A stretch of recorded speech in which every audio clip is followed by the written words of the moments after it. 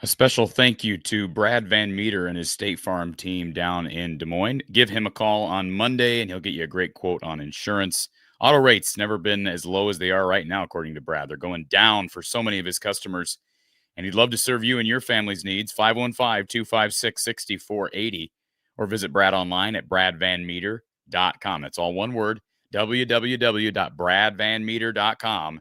He's located down on Fleur Drive in Des Moines. Also, our show proudly brought to you by none other than RTI Threads. They are with us once again, and our RTI Threads player of the game is Bennett Sturtz with his 25 points on 4 of 8 shooting. We'll talk about that in just a minute, but you can shop a number of great Hawkeyes at rtithreads.com/NIL.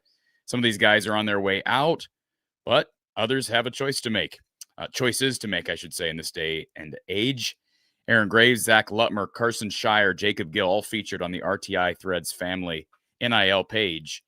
Visit rtithreads.com/NIL and customize your Hawkeye player apparel and gear today. Also, Big Grove Brewery, the official watch party headquarters of the Hawkeyes. It's a great day to stay in and watch the Hawkeyes, of course, unless you were in Carver watching the men. BigGrove.com, you can check out all the great locations in Iowa, whether we're talking Des Moines, Solon, Cedar Rapids, Iowa City. They're all great, serving delicious beers, etc. Again, Big Grove across the great state of Iowa.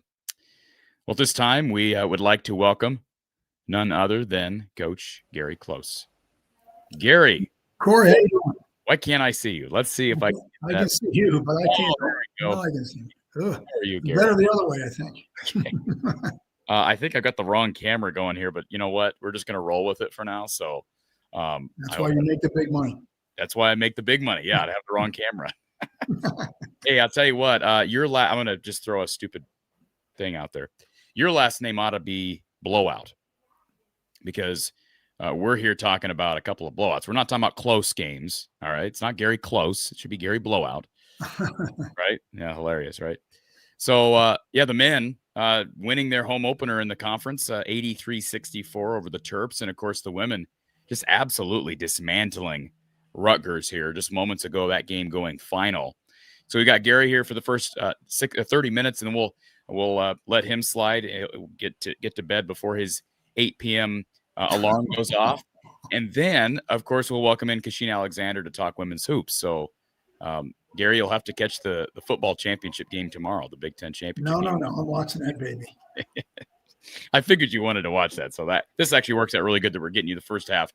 So let's just dive right into this, Gary, because I know a lot of people are excited to talk about this blowout on the women's side, but I'm excited to talk about a really routine victory for Ben McCollum's team. And, you didn't know what to expect coming off a disappointing performance in East Lansing. Lots of teams struggle going to the Breslin Center. Mm-hmm. But Iowa really came out there today and established, first of all, I think the defensive side, they established themselves on that end early and got up early and never looked back. Yeah, you're curious how they respond from a game like that. And good teams respond like they did. They were, like you said, they were sharp right from the get-go and just let Maryland know that it wasn't going to be their day, and pretty much did that the rest of the way. So a good first win, Big Ten win for them. And we mentioned at the outset that Bennett Sturtz is our RTI Threads player of the game. I saw Doug in the chat try to nominate Cam Manyow, but I mean, there's going to be these nights, right, where you're just like, it's kind of like, yeah, I mean, Caitlin Clark, I don't want to, we've already debated the Sturtz-Clark thing in a different realm, but like with Sturtz this year, there's going to be so many of these games, Gary, where it's like, yeah, player of the game, Sturtz. You'd like to go with someone else just because we feel like we're just beating a dead horse, but how do you not go with Bennett? And just like the team, he struggled, the last game, didn't play up to his capabilities, and then he turns right around and has a terrific team. So he's a special player, and it's going to be fun to watch him the rest of the way. 25 points, 10 of 17 from the field, 4 of 8 from 3. And, none of those makes from 3 are open. I mean, they never really are. And they're usually pretty deep. Doesn't take much to get it off, that's for sure. Yeah, and my observation during the course of this game is he just score at every level, right? Mm-hmm.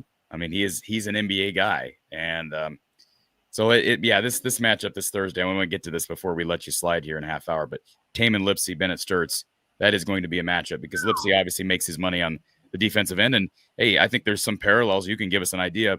Parallels, though, between playing in Ames against the Cyclones and playing in East Lansing against the Spartans. So what can Iowa learn in 1 week's time? That's going to be a question. Well, I think what you said, I already played now in Michigan State. That will help them because I agree. That's the total change from what they had before. I think that's part of the reason why they got beat as bad as they did at Michigan State. It just first time, a situation like that on the road, great team, great crowd, and they just didn't, adapt to it. But I think this will help. But man, oh man, it's Iowa State impressive. Holy cow, you go into Purdue and beat them it's the worst loss by a number 1 team at home in the history of college basketball. I mean, that's crazy. And Purdue, no less, at their place. Wow. So I'm looking forward to that game. Iowa State was really impressive. Can Iowa win there Thursday? Let's just get the cat out of the bag. Can they go there and win? I'll tell you what, you talk about a team that soar up the polls. If they pull that one off, that would be people would notice that win across the country. Yeah, this is going to be a fun week. Yeah. I mean, here's the deal. I'm going to say this before we get to Thursday because I'll be there at Hilton. But where's my ticket? You know this, Gary. Well, hey, you lost the right when you almost threw arms at someone in Hilton. You lost. You got banned from that place. We welcome you back with hugs. But I was just going to say, regardless, though, of the result, because they may go in there and get spanked. But the bottom line is it's one of the best college basketball atmospheres out there. So this is going to be a fun week. And the women play there Wednesday night. That should be a great game with Audie Crooks versus this women's basketball team that was really dominant tonight. So we're limited on time tonight, folks. We're going to try to get to your calls. I know a couple of people here are here to talk the men's team specifically. Again, we're going to talk women's hoops here in about 30 minutes. So let's get to our first caller. We've got Doug on the line. Doug, welcome to the show. Thanks for calling in as always. Yeah, it's been an interesting week personally for me. So I was glad that these blowouts happened, and life's life. But going back to what was it, Tuesday night, with Ben was saying how they weren't getting into their second action, and I'm used to that motion offense. And back when you guys ran that flex and different things, why are they so stagnant? Is there something that happened, and what was the difference from tonight from Michigan State? This is my first question. Yeah, I think Michigan State played terrific. Aggressive. They're quick. I mean, they're really, really quick. And I think it just got them out of sync. And so by the time they got set, got going, shot clock's going down, they had to create something. Mm-hmm. That's happened to a lot of teams in that place. And to their credit, they were much better today. The second question I have, I don't know how many questions I get here, but I'll try to make them quick. My second question is with fouling bigs, and they seem to be fouling a lot. Payne, that game would have been a lot different if Payne could make a free throw. He was 9 for 18, I believe. But Falgueres struggled, didn't play that much, got 5 fouls, seemed very frustrated. Can he guard the big? I mean, from what you've seen so far out of our first 8 or 9 games, can he guard a big? How we don't defend the bigs? Because I think that's the big question mark right now. If there's a negative, tonight was I think Maryland shot close to 40 free throws, mm-hmm. and got I'm guessing double digits in offensive rebounds. So that they were horrible with the ball and shot so poorly that those negative stats didn't even come into play. But anytime a team shoots close to 40 free, that's a concern. And inside, with especially with what the really good teams in the league have, is they got to get better. Real quick, can I just comment? I just want to insert here. I won't cut you short, Doug, I promise. But I had a couple of notes written down. I have been very – I mean, Gary, you and I have only done a few shows to this point, but I have been very non-critical of the team because it was so early and it's a rebuild year. But I just want to make a couple of comments because it was a blowout win. I'm frustrated. Here's something I'm frustrated by. Tavion Banks' inability to finish at the rim. I've never seen a guy who's as athletic as Tavion is. And he's a really good defender, and I get why he's playing. He doesn't score off of 2 feet. He shoots a lot of floating, flipping shots that he might think, and a lot of people, that's a pretty good shot just because it's close to the basket. But when you're shooting off balance over taller people, that is not a high percentage shot. So he's got to learn to come to jump stop, throw in a shot fake, get himself gathered up, and then explode. He's shooting too many. And he's not the only one. He's shooting. There are too many floaters and flippers. The kid from Maryland doesn't shoot floaters and flippers, and that's why he shot close to 20 free throws. So that's a good point. You've seen exactly what I'm talking about. Yeah, no doubt. They got to get a lot better, especially the bigs. They've got to get a lot better inside, and at least get a foul draw. I mean, I score every time, but could some of that be just moving up in competition, Coach? What's that? Could some of that just be moving up in competition? Yeah. They have to do that at the Missouri Valley or at Wyoming? Well, they're not playing against that same size, so those shots are a little bit easier. But now you're playing guys that are big and stronger, in some cases taller.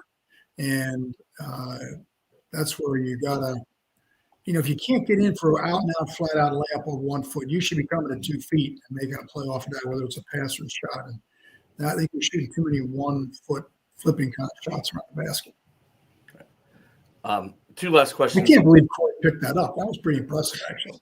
By the way, the other thing I have written it down. First note, doesn't finish well at the rim, and he struggles at the free throw line. He's under 70% from the line. So, and he gets to the line, but so again, if you're not finishing at the rim and you're missing free throws, and so I guess I pair that with the big question post game that I don't know that Ben McCollum fully answered is, how is Brendan Hazen not playing at all? That's odd. I mean, I don't get that. And I'm not trying to be critical of Ben McCollum, but I just don't understand. Maybe you have an explanation, Gary. Even if he's horrible on defense, like, why is he behind Joey Mattione, who plays at the tail end of this game? Like, why would Brendan Hazen not see the floor at all? The other night, Ben McCollum praised Hazen for deferring to a teammate and saying, no, let him go in. And he's been so complimentary, great teammate, all these things. Is it just the defensive side? He's so bad on defense? Yeah, I don't know. I really don't have any idea, but that would be my guess. I think most guys are subbed out or lose minutes because they're not doing on the defensive end. And there might be another reason, Corey, that we don't know. I mean, they're not going to maybe say something. But, yeah, it's weird because they need shooting. They need offense at times. And, you know, I don't know why just to change the pace or throw somebody out there, you know, he'd be a guy you can light it up really quick, like a microwave. So, but my third question goes with Iowa State and they're trapping, using the baseline. You know, we always tell players be smart, keep the ball in the middle. You know, a lot of our actions ran from the middle, but they are so aggressive on defense. What, other than telling your team not to be stupid, what do you do?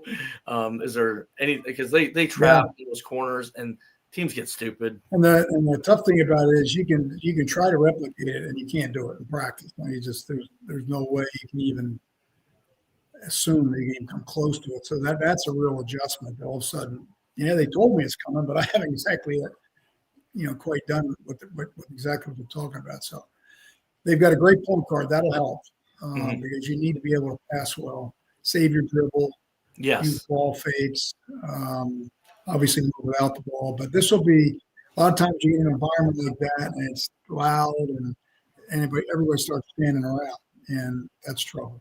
Yeah, I saw Smith make mistakes today against their defense, and he's probably the best point guard. He had like 7-8 turnovers. Yeah. And if he's doing it, 5 games. That's scary. Yeah. Last question is to tie both ends of the show together with the women and the men. Do you what was your relationship like with Vivian Stringer? Did you go on iClub circuits? What type of coach was she? And that's kind of my question. How valuable was she to the athletic department, and what do you remember about her when she was terrific? I mean, I think the world of Vivian. I was a little surprised how bad they beat Rutgers. They've kind of fallen on hard times because Rutgers had a good record, but they played nobody. And that program has not been very good since she left. Yeah. She's as good as it gets. I mean, just a phenomenal coach, good person. We're sorry to see her go. Yeah, that program has just not been this. It's kind of like Bill Snyder in Kansas State. Now, Chris Kleiman, got the job there and did pretty well. Now he's since retired as of this week. But that's Bill Snyder had to come out of retirement to kind of save that program temporarily. Yeah. And so I don't think Vivian Stringer's in a position to do that. But they're not very good. Okay, we got a couple of people here on hold. Before we get to our next caller, our Big Grove big play of the day could have went a number of directions here. But how about Tate Sage's reverse dunk off the Cam Manyow assist midway through that second half? And I like to pick this play specifically, Gary, because I was impressed by Tate Sage. It seems like he's getting better as the season goes on. You'd expect that with a true freshman. But they talked about, I thought it was interesting that Steve Prohm was calling the game for Fox. But they were talking about, having a Big Ten body. And they sort of made the comment that, he's ready to go. He's good to go as a Big Ten player. You don't see that often with freshmen. He does have good length. Seems like he's got good pop, good jump. What do you see from the young? I like him. I thought that Stuart Feet kind of jumped out at me today. I thought that maybe some of the things I had seen before. So, no, I was impressed. And being a freshman, he's going to be fun to watch develop.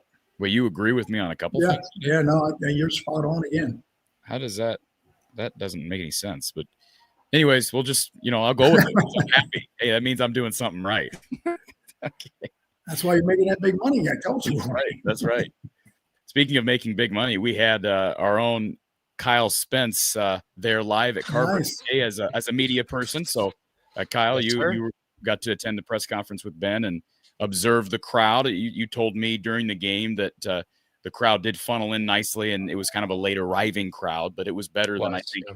It was better than what we have seen for the men during these types of games, albeit this was a Saturday afternoon. But it will get better. The more they win, it will get better. So, Kyle, first of all, thank you for being there today and for kind of giving us a checkup. You could kind of take your time getting back from Carver because we have the delayed show. Anything in particular that you learned from post-game availability with Coach McCollum or any of the players? I mean, the first thing I would say is, if you haven't already, to everybody out there, please listen to the pressers. Go find them on YouTube. Coach McCollum is an incredibly engaging and very honest person.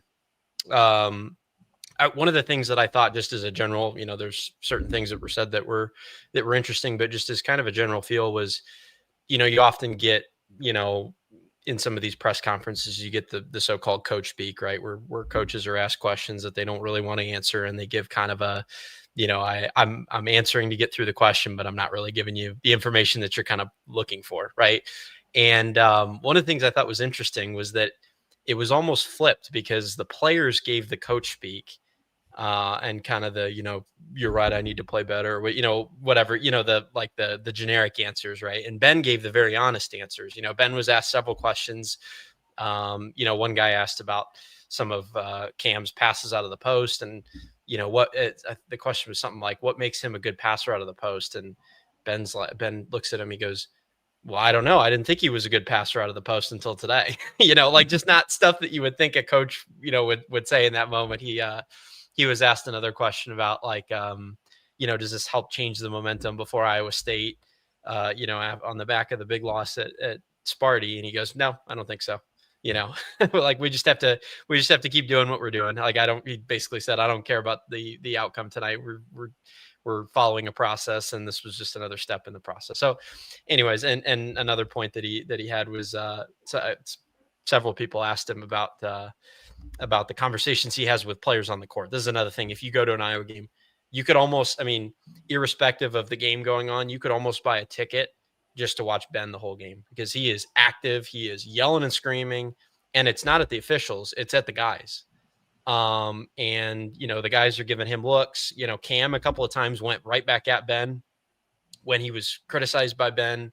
And that was talked about in the post-game presser, but the dialogue, he called it constructive criticism in the post-game presser. But he's saying, hey, if I notice something, I'm gonna yell and scream until I get your attention. So yeah, no, just a very engaging communicator, very engaging with the press.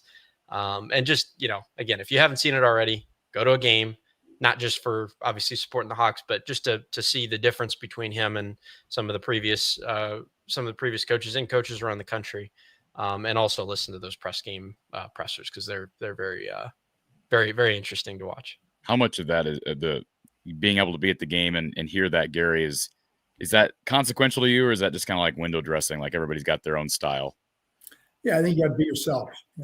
As soon as you start faking it, players will figure it out real quick. Fans will figure it out real quick. And I think you always tell players that they may not like what they're hearing, but they're hearing the truth. And as long as they're hearing the truth, no matter what the style, they'll respect it.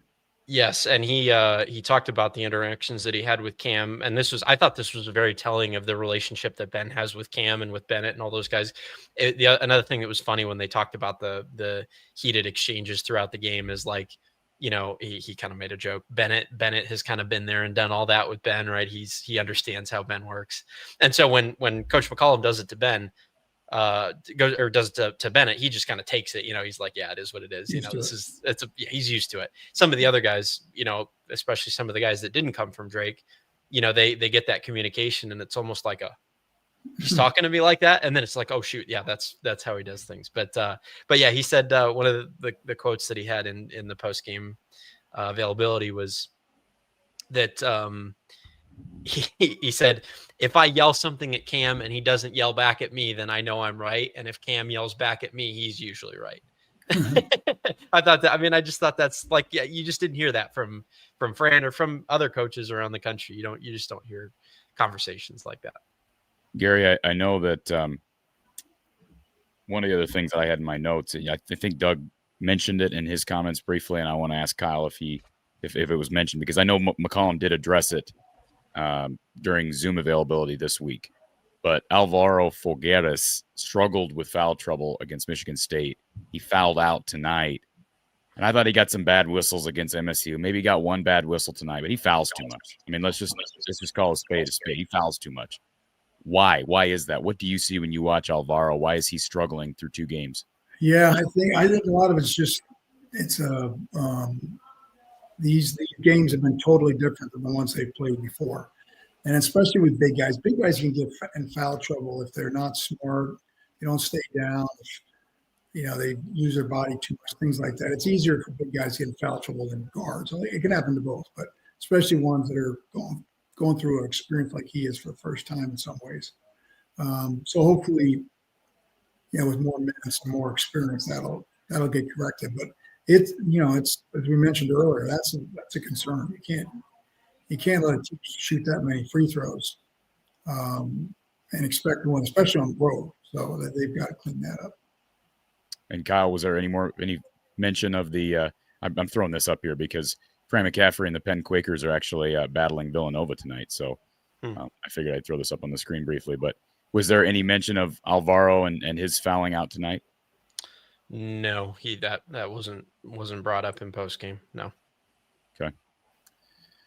44-29 Villanova, and this is the Big 5 Classic Championship. So they started this up at some time. It's cool because I grew up back there, and so all those 5 or 6 schools are now playing again, whereas for a while they didn't, which was really a loss of a great tradition. So I'm glad they got that back. I see he's in the championship game, so gotta make a comeback.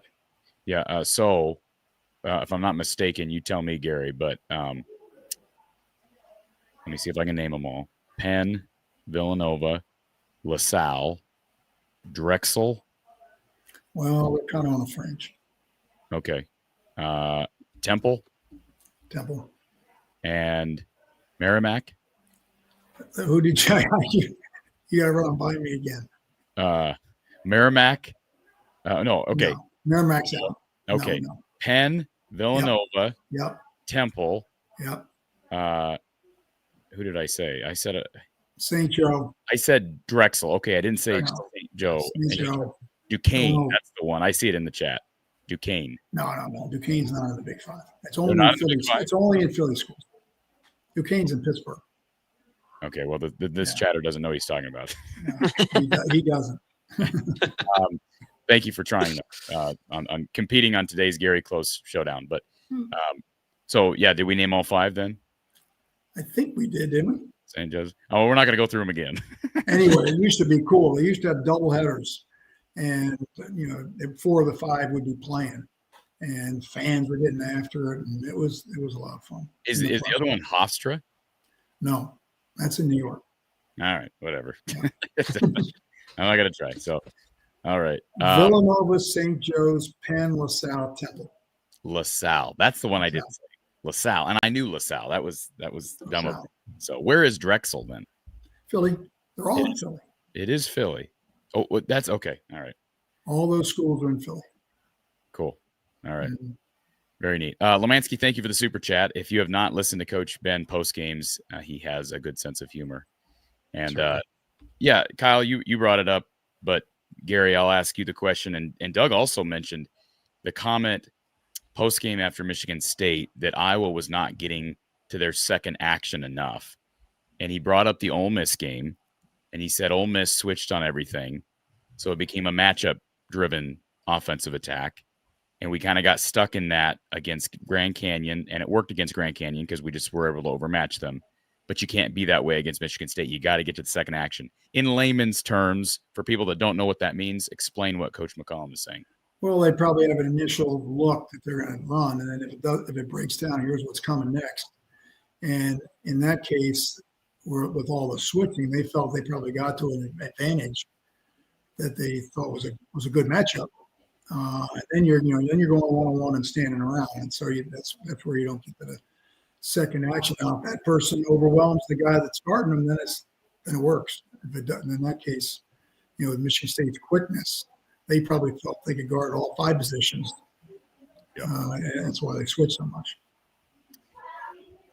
Great stuff. The interesting thing would be if they expected that, or did that catch them by surprise? Had Michigan State shown that before? I haven't watched enough of Michigan State to say yes or no, but that would be interesting. Can I just say this too? And then Kyle, if you have anything else before we let you slide, I'll let you chime in here. But it's interesting. Iowa hasn't played Murderers Row. The men have not played Murderers Row to this point. But Gary, what they have done is played a lot of big name coaches. I mean, isn't that interesting? Like from Richard Pitino to Tom Izzo to who did they play down in not Bryles. I'm thinking Baylor. Who am I thinking of? Grand Canyon, their head coach. Oh, Drew. Drew, thank you. Yeah. And then Ole Miss's head coach is Chris Beard. He's been around a long time. And then tonight's guy is the old Hawkeyes coach, who is. He's been around a few places, but his name? Buzz Williams. Buzz Williams, thank you. There's a lot of big name coaches in there. Buzz has got his work cut out for him. There's some talent there, but man, they between their turnovers and the way they shoot the ball, they better dunk everything. Yeah. Okay. REM Properties says that they're confused because we're talking about the men. Yes. In about 5 minutes, we're going to transition to the women. So that's we better get moving. That's why the people are in the chat. But we're gonna real quickly ask our two callers on the phone line, and if it's not about the men, we'll just put them on hold. Is this about the men or the women, caller? This is about the men and the women. Okay, well, let's get your comment about the men, and then if you want to call back with Kasheen on, you can do that. It'll cover both with one question. So, Gary, Corey doesn't remember a world any different. So the free throw shooting for both teams today was not great. And, I'm kind of old and I'm trying to remember the first time. Do you remember in your coaching career, the first time you saw one of your players miss a free throw and everybody came up to him and said, nice bricks, give me some skin?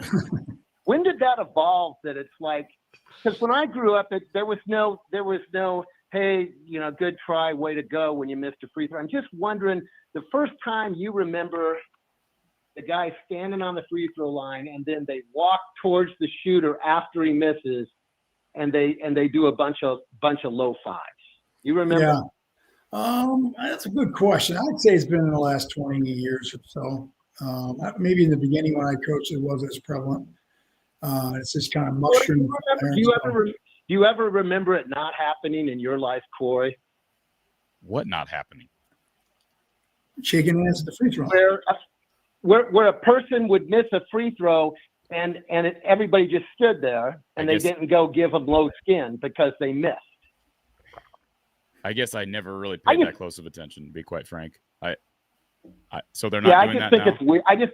I just don't get it. Why when you brick the free throw, everybody comes up and gives you low skin. It's like who is it that harder. Who is it that I just saw that tried to give Luka Doncic a handshake at the free throw line on the opposing team, and he kind of pulled his hand back, gave him a high five, and he's like, "What are you?"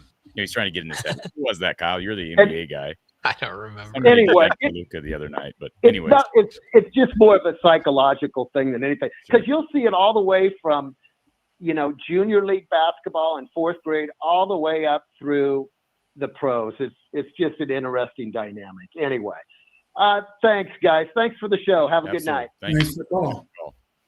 All right. By the way, you mentioned Ben. I was at the Christian tournament this past August and got a chance to meet him. He was terrific. I really had a blast. I wish we'd had a longer time to talk, but we had a few minutes and it was fun. And it was great. He was down at that tournament, which is a big deal. So I echo it. He's got some personality to him. And he's thrilled about the job, which, that's probably the most important thing. So you're going to win championships here, Gary? I think so. Yeah, I do. He's got his work cut off for him. The league is what it is, but he'll win some championships, I think. Oof, that atmosphere on Thursday is going to be ripped, Kyle. Ripped. Yeah. I can't wait to get my ticket. Yeah, it's in the mail. It's in the mail, Gary. I hope it gets there by Thursday. All right. Let's see if our last caller for this segment is. Are you here for the men or the women, caller? Men. Okay. You got Coach Close here for one question, or for two questions. I'll give you two here. You can give me one. Tell Okay, me. go right ahead. Shoot. My question to you, Coach Close, is this: like, when you see, like we're used to Fran, where he just overreacted to officials, and you could just see he wore his emotions on his sleeves. Ben does not do that, it appears. What are other avenues that coaches can do, both in game and out of game, to voice their frustrations with officials? They feel they're getting is this Tony on the line? Yeah, I thought The voice sounds familiar. Yeah. I didn't hear it, but anyways, all right, good question, Gary. You know, it's interesting. I worked for two coaches. One was, and Coach Davis hardly said anything official unless he really, really had a problem, but could talk to official and nobody would know he was talking to him, and really hit home with some, great points. To Bo, who was very calm most of the time, right, Corey? Who let's say expressed himself a little more than Coach Davis did. And so I think the big thing is you got to be yourself. And like we talked about before, you start faking that kind of stuff, and the officials will know it as well as everybody else. So, but it's an art. There is an art of working officials. I've been had seen coaches do it to us, and I've seen Bo do it to them. Gary, the free throw discrepancy on attempts today, Maryland 38, Iowa 12. I know Maryland, they were touting them as like the second or first best team at getting to the line in the country. Or biggest percentage of their points come from the foul line, but Iowa also struggled a lot in the foul category in East Lansing. I would expect that to kind of switch as you go back That's home. That's where the game will be, right? It's being able to handle the physicality of that game Thursday, especially from the beginning. And playing solid without fouling, without turning the ball over, trying to get the best shot you get, especially in the beginning, is going to be huge. And then maybe they can settle in and enjoy the atmosphere. So you are concerned about the number of fouls Iowa's committing? Oh yeah, I think everybody is. Yeah, you can't do that. They did that at home. You try that on the road, and like we said, Maryland shot so poorly and turned the ball over so much that discrepancy did not affect the game. Yeah, that's and again, I mean, it is fair to have context here that it was I don't think you ever get any semblance of a fair whistle in East Lansing ever. And my Lord, Gary, tell me why. Just tell me why. I know you have a lot of respect for him. Tell me why Tom Izzo is allowed to be in the ear of the officials every single play. I mean, he is the biggest manipulator on the court that I've ever seen at any level. And he's just allowed to do it. And the officials do nothing about it. He ran out on the court at one point on Tuesday. Ran out on the court. Not during a timeout. He's ran out there to grab a player. Why is he allowed to get by with whatever he wants? Just because he's Izzo? And he's been there for whatever it's been, 20, 30 years or whatever. I don't know how that makes the game better. I don't have any idea how that makes the game better. Yeah, no, I agree. But believe me, when you're watching it, not necessarily in that situation, but when you're watching it, it's not fun. Is it fair to say you coached? Okay, I know you. There were a lot of people said the same thing about Bo. Maybe not to the extent you're talking about, but you've been there for so long. He just got away with murder in terms of how long the officials allow him to go before they finally did something about it. But in East Lansing, and him, and he's going to do some crazy things probably to get it. And so, as a coach, you've coached there before. You guys just know we're not going to get a fair whistle tonight. You can't let it get into your head. Hey, the crowd's going to be tough. They're going to be physical. They're going to try to punk you, and they're probably not going to get any calls. So you got to know that going in, and then you just play. Easier said than done, but that's winning on the road. That's why winning on the road is so much fun. True. Iowa had one. Yeah, two of the previous 3 trips to East Lansing under Fran. So kudos to Fran McCaffrey and those Hawkeyes. But anyways, no doubt. Anytime you win there is a feat. Tony, we won at Iowa. My last time in Breslin as a coach at Iowa, the big comeback after the Chris Street deal. So wow, yeah. Some amazing memories have been for Hawkeye fans have been built there in that building. Oh yeah, no doubt. It's also been a house of horrors. You haven't coached long enough to not have gone in there and gotten your butt kicked at least once. So welcome to the club. Sort of the same with going to Mackey, right? That's why what Iowa State did today Yeah. is so impressive. Whoa, that's just unreal. Yeah, that was. I couldn't believe. Actually, it's funny. I watched the first half. I think it was like a 4-point game or something. I had to go do something. I remember. Came back going, how the heck did this get to 15? And then it was never even made a bleep to try to get closer to that. So did Taman Lipsey actually beat Braden Smith in that matchup? Were those guys guarding each other? Well, I think Braden Smith had like 8 turnovers. Wow. And Baru shot really poorly. And then you just keep doing it. But Iowa State had something to do with that. So we're about to let you slide. We'll let Kyle and Tony slide as well. But Gary, this would be a good opportunity since we brought up that game again. Give me keys. What is Iowa going to be up against? We know the last time Iowa went there, they got their butts kicked, okay, at the hands of a TJ Otzelberger coach team, a team led by Taman Lipsey that's physical, that rebound, that just dominates you on the glass. And we saw Iowa get dominated on the road last week. How do they avoid that? And what other obstacles are in front of them this Thursday? Yeah. Well, I think, as we mentioned, I think they've got to get off to a good start. I mean, it's crucial because it's amazing how quickly it can snowball. And then I think the physicality without fouling is going to be. And you talked about the rebounding, finishing inside. They're going to have to do it versus not letting them do it. So I think being able to match them physically and then being able to get off to a good start are big.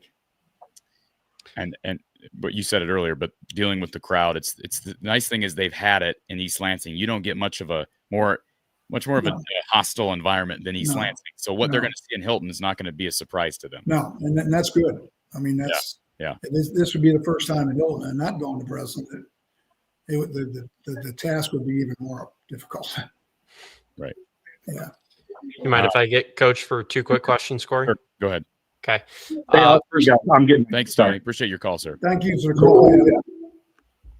So I got 2 quick things for you, Coach, just because I'm curious from Coach's perspective. One of the things I noticed just getting there a little bit early, because last time I did go to the Xavier game, I didn't get there early enough to see a lot of warm-ups.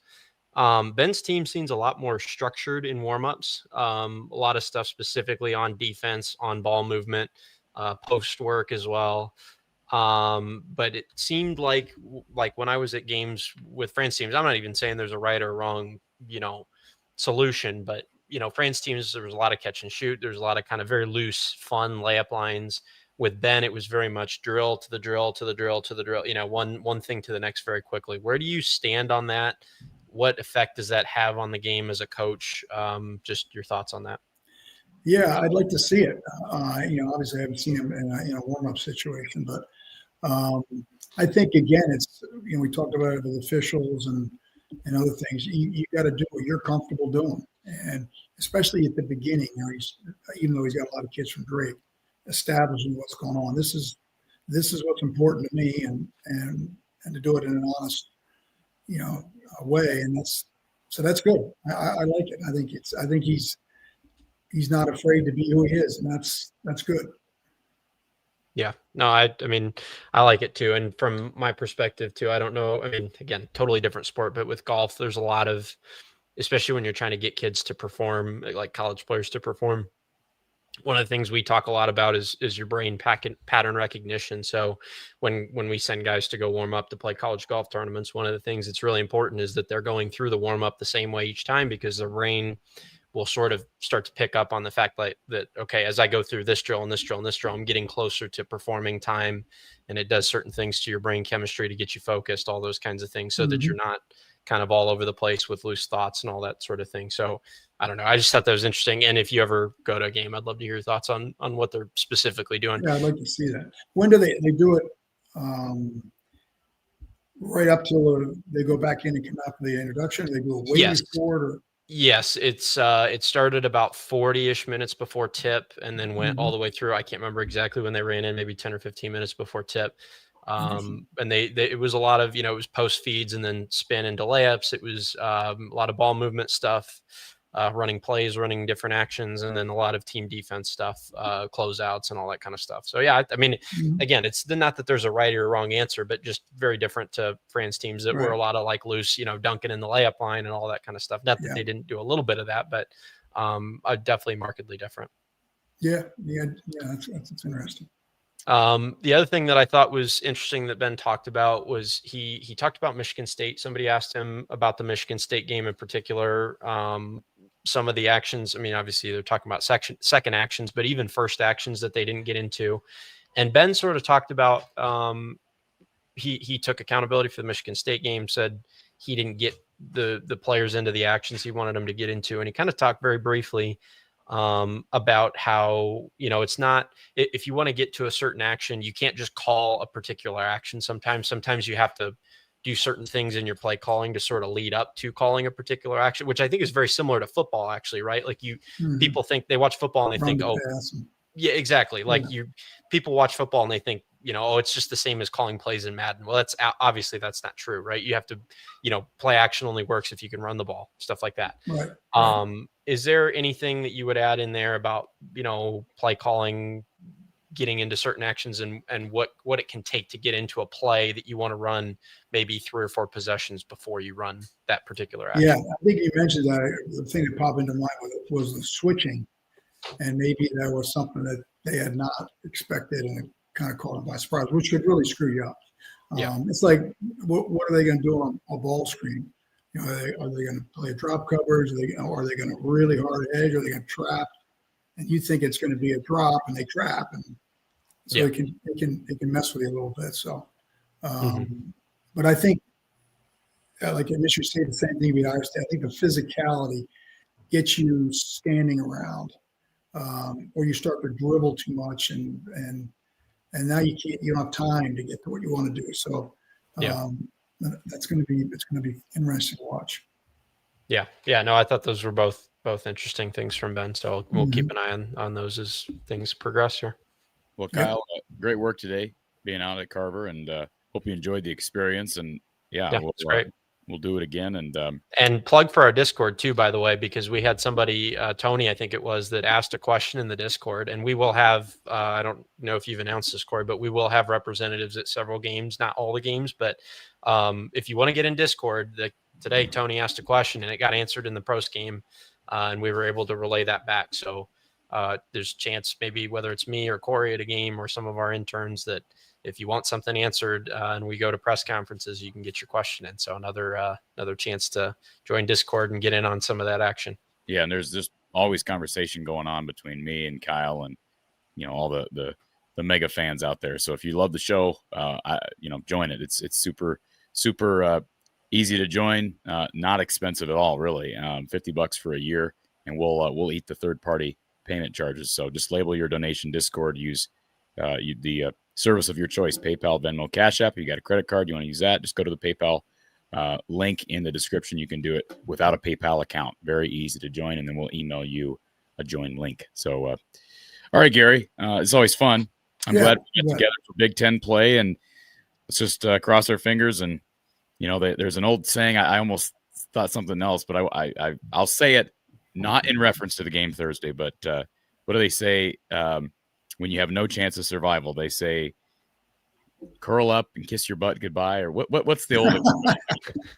See, you got to fish on a better name than that. That's not very positive of you, Corey. It's been a long week for me. I'm a little bit under the weather right now, if you can tell my voice. Is it audible? Can you tell my voice is a little off? Anybody? I wasn't going to say anything. All right. Coach Gary Close, as always, Gary. Appreciate you being here, sir, and it's fun. Well, hopefully, thank you, Coach. See you, Kyle.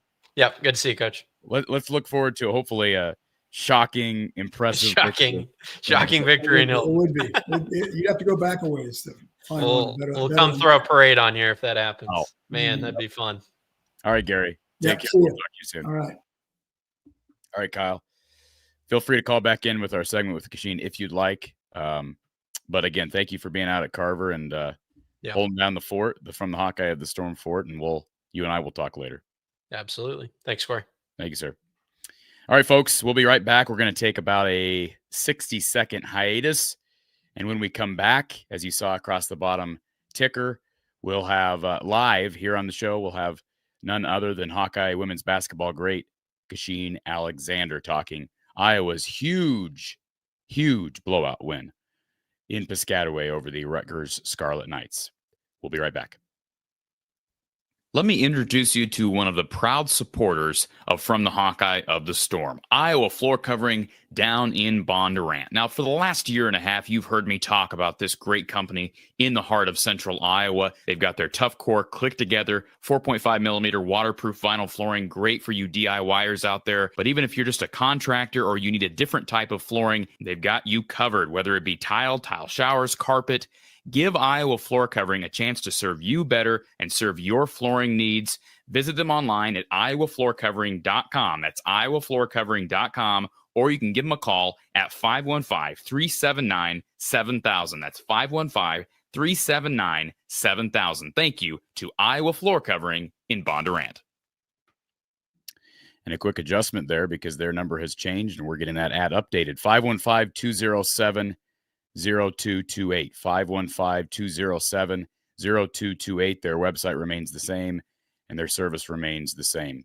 515-207-0228 for Iowa Floor Covering down in Bondurant. As I mentioned earlier, Brad Van Meter and his great State Farm team offering great rate on auto insurance as well as life, renters, boat insurance, homeowners. So many more different policies you can thumb through and get quotes for. 515-256-6480 for Brad. Or visit him online at bradvanmeter.com. Absolutely free to get a quote. You're supporting the show. Be sure you let him know that Corey Brada from the Hawkeye of the Storm sent you. Again, 515-256-6480. Brad Van Meter and his team down in Des Moines at State Farm. All right, we are welcomed by none other than Kasheen Alexander, fresh off an Iowa victory over the Rutgers Scarlet Knights. Kasheen, always good to talk to you. How are you? Why can't I hear you? But it was such a smooth introduction. I set it up all perfectly. Everything went out, I'm under the weather, but I still got things, to go off without a hitch, and I can't hear you. Your mic has failed. No, you're unmuted, but I can't hear you. Go out of StreamYard, come back. Okay. She's gonna come back. Kasheen will be with us in moments. We're talking Iowa men and the Iowa women. We're shifting our attention now to the Iowa women's game. 79-36, the victory over the Rutgers Scarlet Knights. 79-36. So what a victory. The number to call in if you have a question for Kasheen or myself, 515-635-1601. 515-635-1601. Do we have you now, Kasheen? No. Man, I don't know, man. Is it me? Can anybody else hear Kasheen? Say something again, Kasheen. No, it's not. It's you, man. I can't. I'm seeing your meter and it's not going up. So I don't know what's going on with Kasheen, but we'll get her back here. Let me see if there was a. I know several of these comments were specifically for Kasheen. So we will try to get her audio fixed and we'll get her back on this show. Our RTI Threads player of the game on the men's side was Bennett Sturtz with his 25 points, 10 of 17 from the field. He made 4 threes tonight. And the women, I don't really know that you can go a different place other than Ava Hayden. I mean, lots of contributors, especially when a game gets out of hand. You saw people like Callie Levine come in and play really well when she got an opportunity. I thought Journey Houston really played well again tonight. Really quiet day for Hannah Stokely. Only played 15 minutes. We're going to talk about that. But Ava was just phenomenal. 17 points, 8 of 13 from the field, 5 assists, and also had 4 rebounds. Yes. We have you now. I can hear your audio. I can hear it now. Wonderful. Anywho. All right. Hello. Good evening. I'm not going to ask what happened. It doesn't matter. Welcome. Good to see you. Let's just start with this because there's been people who have probably been waiting on here for like 45 minutes being like, why can't we talk Iowa women's basketball? We're here. Let's just start with the obvious. Is Rutgers really that bad? Yes. That is the worst team Iowa has played all year. the worst team they played all year. That's how I feel. You really feel that way? I do. Okay. So that was going to be my next question. Is Iowa really this good? I mean, I think Iowa is good. Rutgers is horrible. Rutgers is And I horrible. say horrible because they have the talent, but their offense is horrible. They take terrible shots. It's all over the place. You have no idea what you're going to get any possession. It's just horrible basketball. They're not worse than, they're not worse than Evansville. That's Okay, well, I'm talking like, okay, guys. Yeah, We're yeah, not talking, okay. legitimate opponents. Okay. Sorry, I don't mean to be, I'm not trying to be. They are worse than Baylor, Miami. They're worse than Drake. At this point, I feel like Drake and them would have a good little matchup.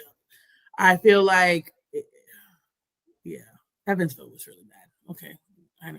They are really bad. Evansville was really bad. But still, that was not great basketball to watch. But either way. Let's address the first thing. I don't know that it's been addressed post game. Obviously, I'm not out in Piscataway, and I've been on the show, so I don't know if any of the Iowa, the Iowa media traveled to Piscataway or not. But I can tell you, if you missed it on the broadcast, it was reported that Chit-Chat Wright was being held out of the remainder of the game due to concussion protocol precautions. And I don't know what that means. It sounds like she got hit in the face again. And, you had said heading into this game that you didn't want them to play her if there was any chance of re-injury. My only response to that is that a concussion, there's always going to be chance of re-injury. And once you have one concussion, you're more apt to have more concussions. So, I don't know what's going on with our caller. I've answered that call twice and it keeps hanging up. Excuse me, but I guess just your thoughts on Chit-Chat Wright going down again.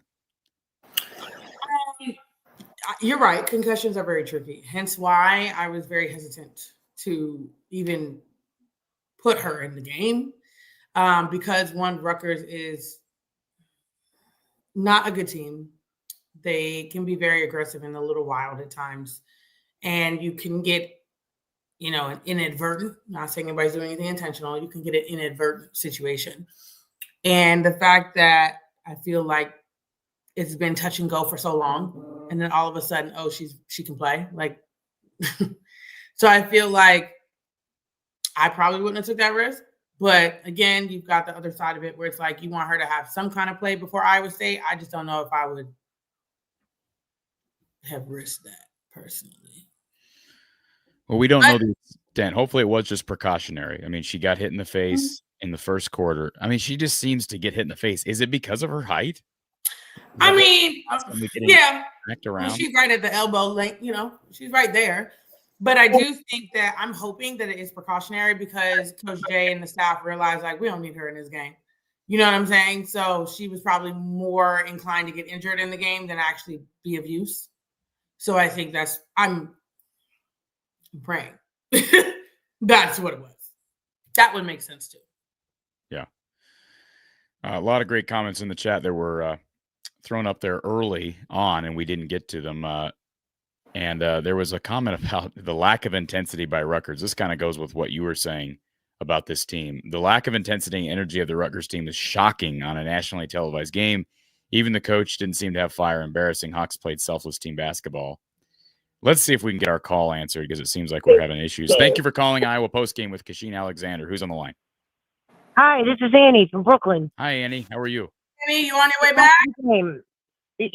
Yeah, I'm on the chat. I'm on my husband's cell phone, so it's coming in as Fiddle121, whatever, but it's me. Okay. We're actually in the car driving home from Rutgers. So we're at the game, and it was a huge win. Wow, I tell you, I do agree with you, Kasheen. Rutgers is not really a good team. They were all over the place. They were haphazard. Their ball game looked very helter-skelter kind of. They just didn't look organized, I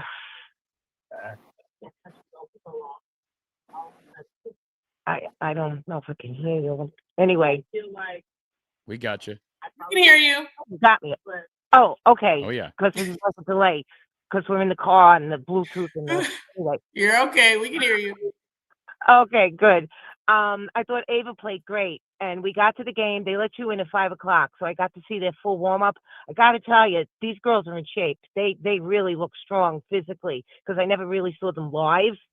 And boy, McCabe, she's got a strong upper body. I could see why she shoots really well from the outside. And what I love about McCabe is she gets set to shoot as she's catching the pass. Like her release is excellent. She's really got a good shot. And Ava was great. Stokey, I'm a little disappointed in. She could have been a little stronger in the middle. She missed some foul shots. A little disappointed in her because I really think she's better than that. Can we real quick before you continue to your next comment, Annie? Let's address that because I wanted to get to it, Kasheen. I turned on the game. Well, first of all, people that didn't know to go record like I have YouTube TV, so every minute of women's basketball, Iowa women's basketball, is supposed to be recorded.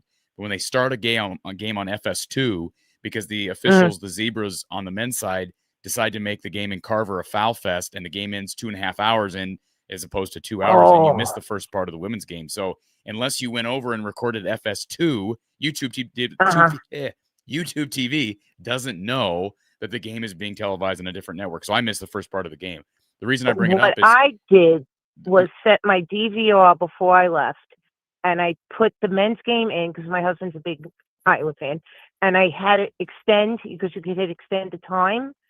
So I extended it an hour, but that went into the women's game. And then when I set the DVR for the women's game, I extended that an hour. So I hope I got both games recorded. I hate to break it to you, but you did not. Okay? Probably not. I promise you did not, because like I say, the DVR doesn't know that it was being broadcast on a different network. Anyways, the reason I say it is because early on, I'm like, where's Hannah? Journey's out there. It felt like the entire game. Then Hannah comes in there briefly, was it early second half? Picks up her second foul and is immediately taken out. Kasheen, is she dinged up? What's going on with Hannah from your point of view? She looks dinged up to me. Yeah, she didn't look consistent out there. I was a little disappointed. I was disappointed in her. But she played 15 minutes tonight, Kasheen. No, she doesn't. She definitely doesn't look herself. I will say that. No, I agree. Causing that? I don't know. She didn't have any consistency. Yeah. And she was weak from the foul line again. She threw an air ball. Yeah, I was a little disappointed in her. Yeah. But Stremlo is strong too. God, she's in good shape. You could really see it when I got to watch them warm up. I was like right behind Rutgers bench, and like it was so great. I thought it was a great win, but like you said, Rutgers is a weak team. They just don't execute. They're not good up and down the floor. I thought Iowa was good down the floor. The transition from offense to defense, they look pretty quick going back on the court, so I was a little impressed with that. But seeing them live is really a great thing. I've watched them always on TV. This is the first time I ever saw them live. So I'm glad I got to the game. And we're heading back to the city, and I'm glad it was a big win. What'd you makes think? the ride home a lot better. What'd you think of the rack, Annie? Excuse me? What did you think of the rack, the arena? Small. It's small. We'll say it's intimate. I mean, it's small. It's not a big place. It looks bigger from the outside when you pull in the parking lot, and you think it's going to be like really big, and it's like not. I would say maybe it's 3/4 the size. I have never been in Carver-Hawkeye, but from TV, there's no upper deck, so I would say it's maybe 3/4 of the size. It's small. It's small. There's no upper deck at all. And behind the baskets, there isn't room at all because the college band played behind the whole section behind one of the hoops. So that didn't even sell to spectators. And it's actually about, as far as seating capacity, it's actually about half of what Carver holds. Oh, even half. Yeah. 3/4 is a wrong estimate. Yeah. Carver looks huge compared to it. And I said that to my husband because he's been to Carver many times. And I said, yeah, this is like a very big high school gym. Right. Yep. I would say, what it is. Yeah. Very similar to. It was a nice experience. I'm glad I went. It really was. And Jan looked really happy. Well, today's her birthday, I think. I think I read that it was Jan's birthday, so this was a good birthday present for her. She's spirited. I like her out there. She keeps them up. She keeps them going. She's always positive. I love that about her. Well, she's very motivating. Annie, we're glad you were able to make it out there. Yeah. Safe Yeah, travels me back too. to New York. Tell your Thanks a lot. husband to drive safely and get yourself Thank back you. in one piece. Enjoy your holidays, guys. Thank you, Bye. Annie. Appreciate it. All right. I'm glad she was able to make it to the game. Did you know she was going? Did she? She told me. She told you. Yeah, All and she sent me a picture while she was there. Great. That's great. All right. Let's see. Our phone line is open 515-635-1601 or StreamYard. The link is in the description. I'll also throw it up in the live chat. RTI Threads player of the game on the women's side, Ava Hayden, with 17 points, 8 of 13. Boo. What's your issue? I don't like that one. What are you talking about? I don't like that one. Okay, well, explain yourself. Journey should be the player of the game. Sorry. Who? Journey Houston? Journey. Okay, I like Journey Houston too, but no. I'm sorry. She had 14 points and 8 rebounds. 4 more rebounds than Ava Hayden had. Okay. Ava Hayden. That's my player of the game. Sorry. Ava Hayden had 3 more points, 3 more assists. Doesn't matter. All right, fine. Still going with Journey. In a minute and a half less time. Hey, both players were really good. But no, Journey Houston could have easily been. Hey, I'll tell you what. I'm with Annie. Taylor Strimlow. Let's just go to our Big Grove's big play of the day because I couldn't go with one. I had to go with 2. How about the quarterback pass? That's all way I could describe it. The full court pass from Taylor Strimlow for easy fast break buckets to multiple players in that first half. Kachine, she was in her own in that first half with those deep balls. She's got an innate ability to do that. Something Caitlin had. You know, there are some parallels there with those 2 players' ability to pass. Yeah, I felt like this is the first time I felt like we got back to old Iowa basketball, I guess, of running. So I really like that. Man, I will tell you what, I don't know if we've had a post player that is able to do what Ava does. And I say that in the sense of there was 2 occasions where I was like, whoa. And it was one of the fast breaks because one, Taylor Strimlow gave it to her a little too early, normally.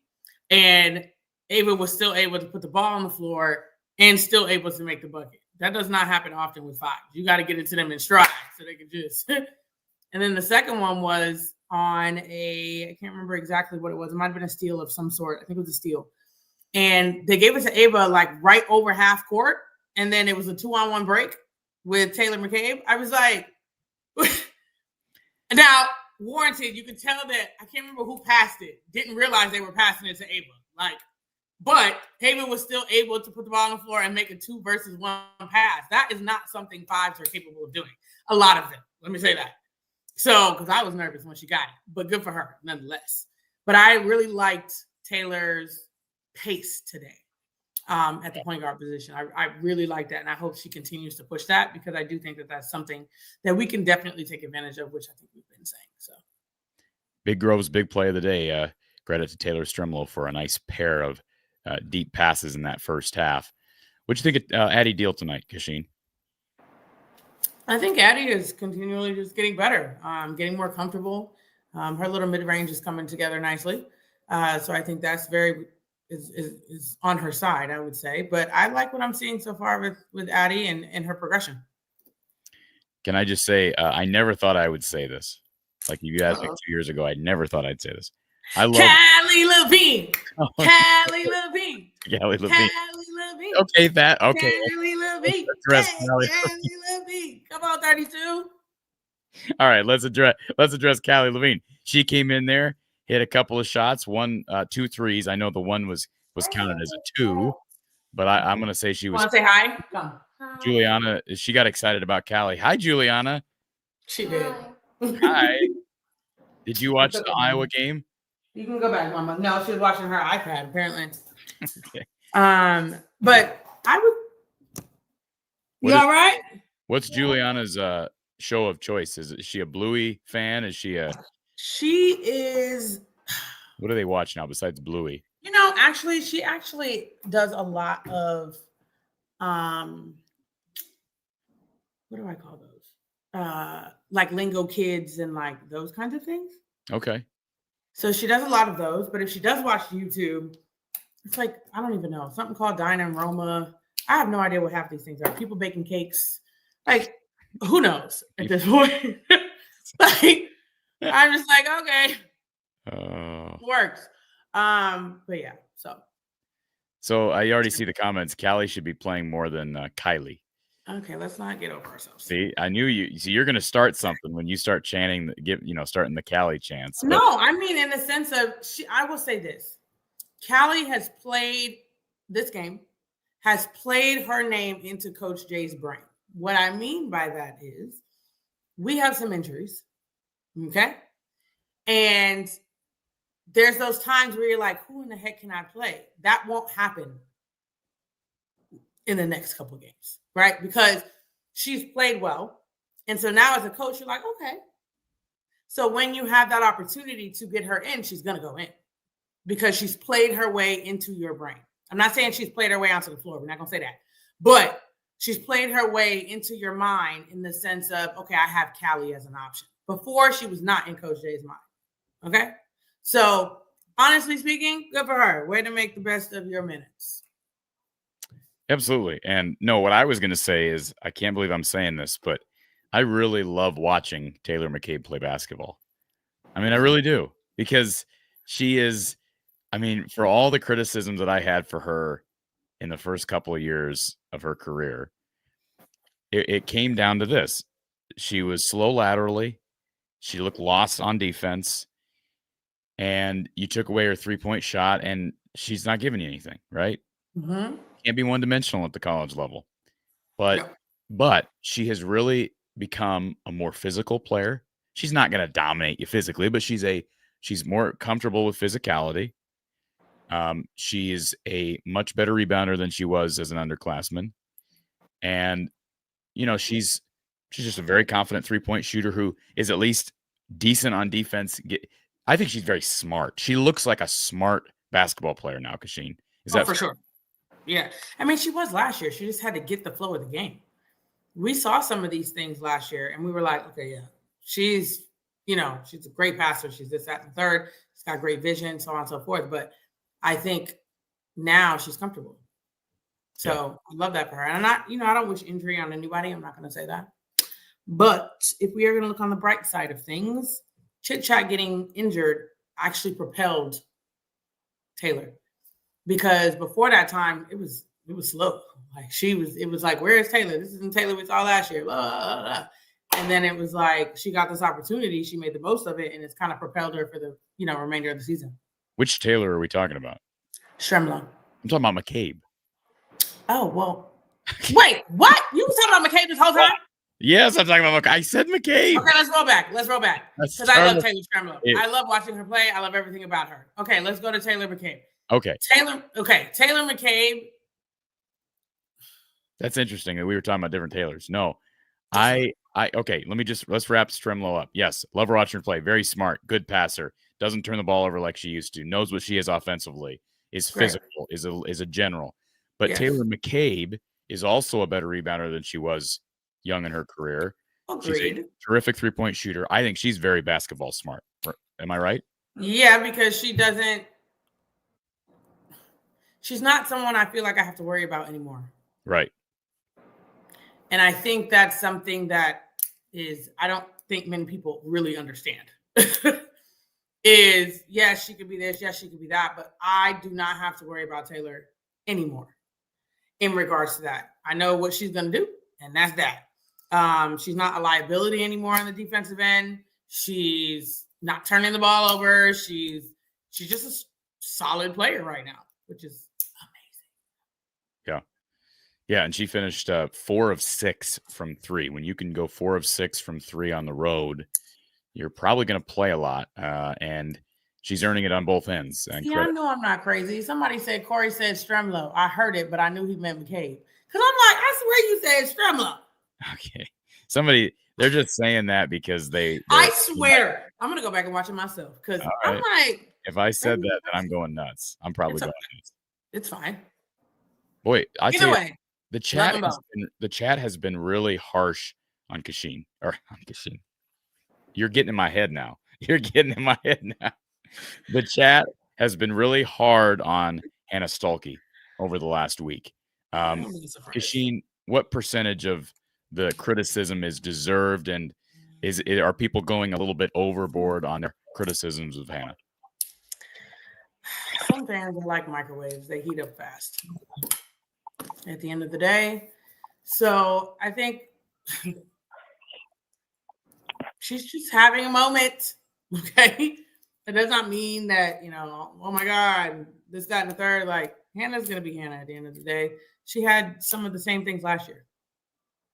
Yeah. Where she had moments where we were like, off with her head. You know what I'm saying? Like that's kind of Hannah's MO, honestly speaking. So am I surprised? No, not really. Am I worried about it? Not right now. All right, let's go to our next caller here. Thank you for calling Iowa Postgame with Kasheen Alexander. Who's on the line?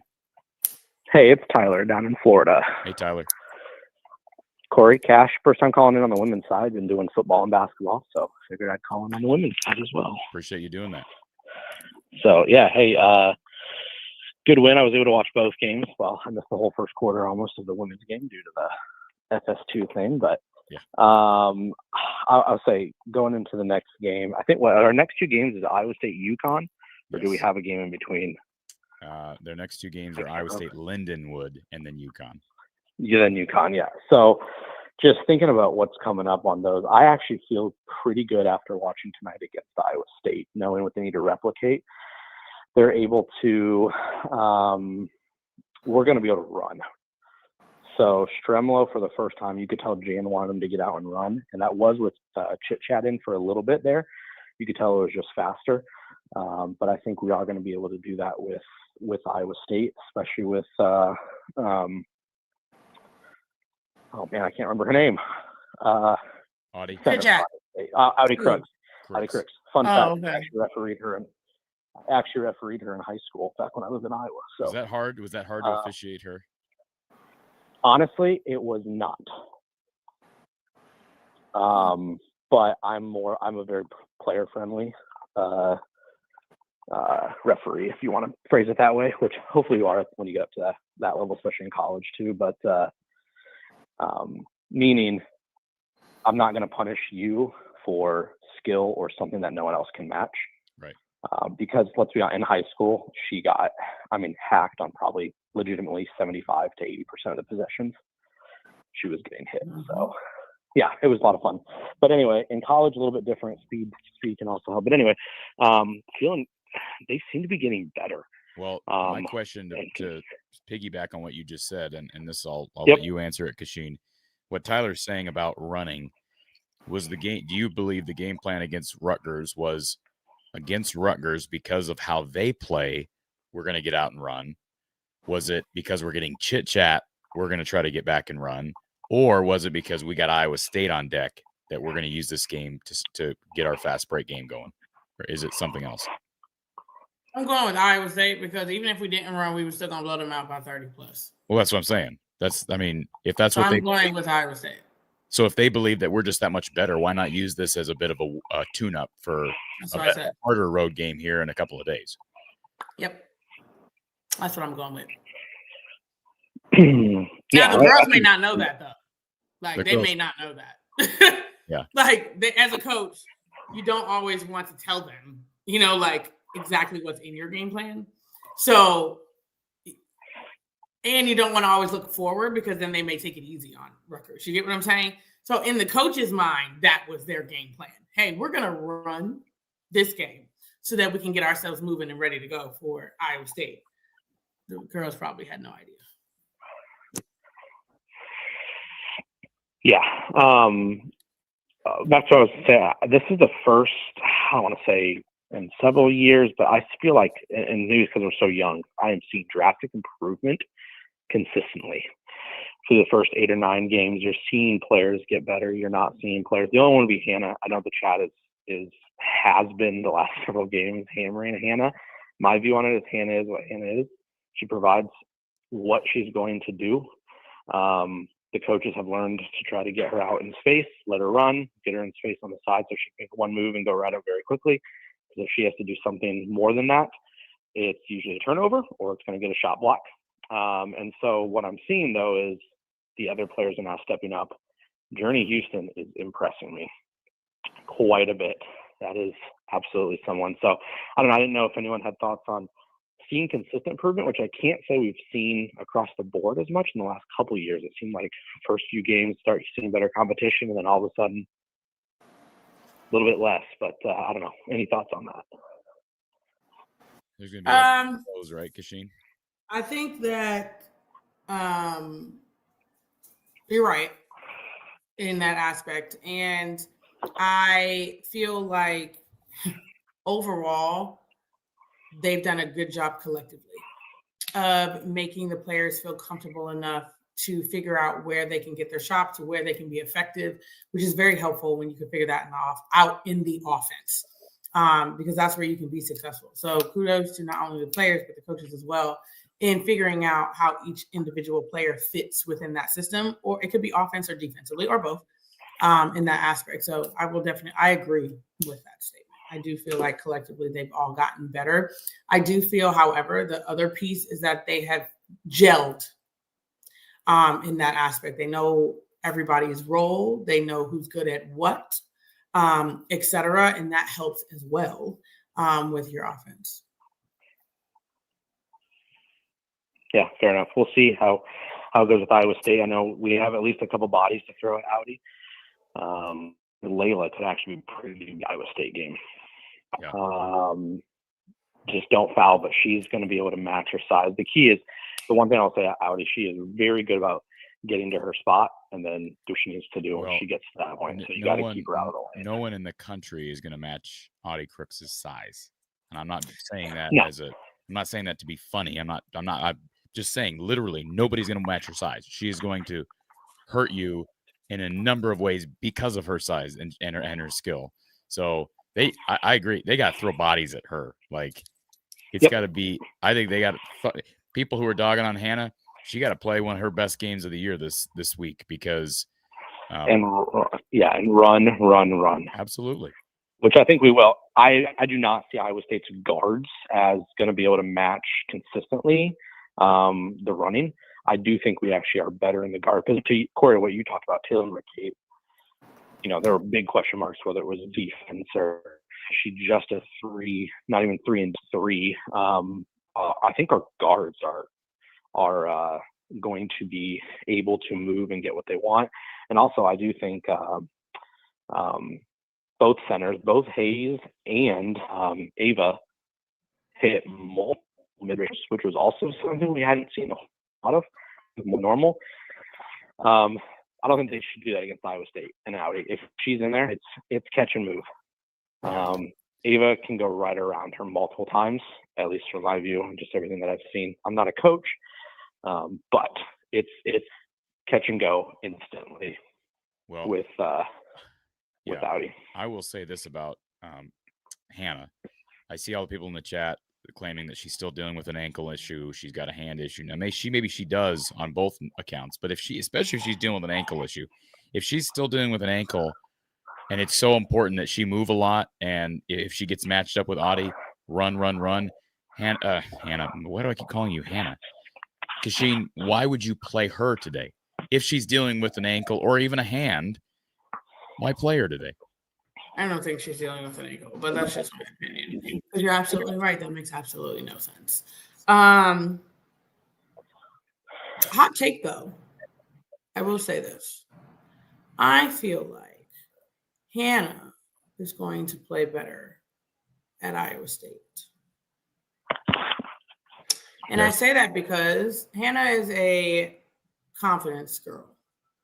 She loses it quickly. She can gain it quickly. The game last year was won from Hannah.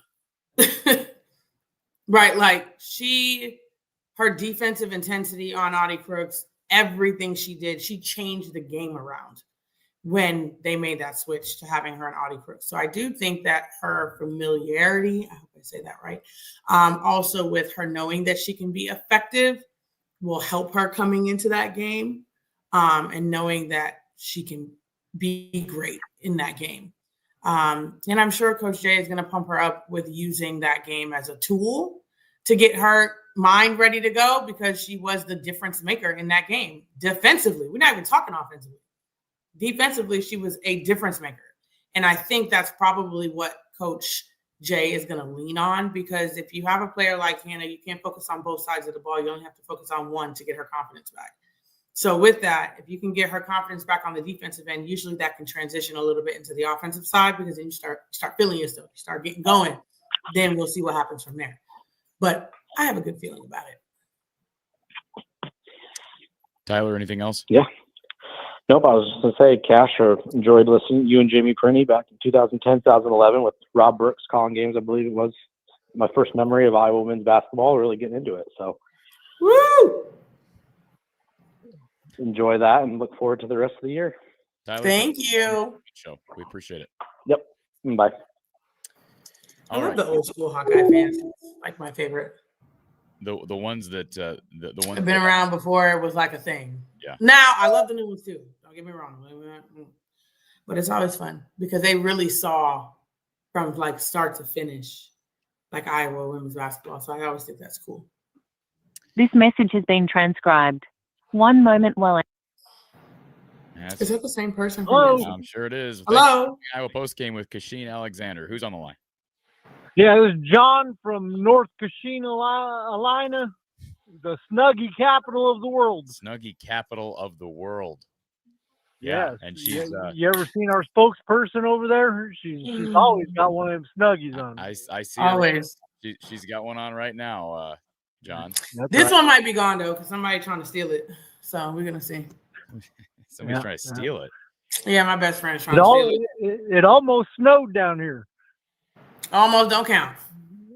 I know, but we almost got it. It's snowing right now. Y'all can have that. Keep it over there. Yeah, we got about 5 more inches on the ground today than we had this morning. So yeah, I just didn't understand that. All these people come here as immigrants way back in the day, and they're leaving up in northern Europe. Cold is cold. They get over here.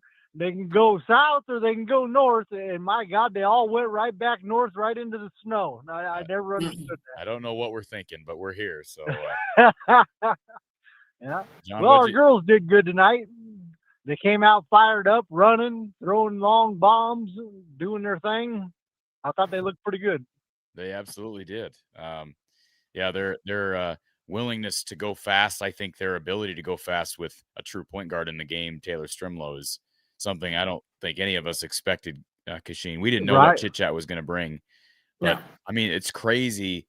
I think a lot of people heading into this year, probably not being one of them, people thought it was going to be Addie Deal pushing the tempo. Like they were saying Iowa's best chance at going fast and having a floor general was going to be Addie Deal.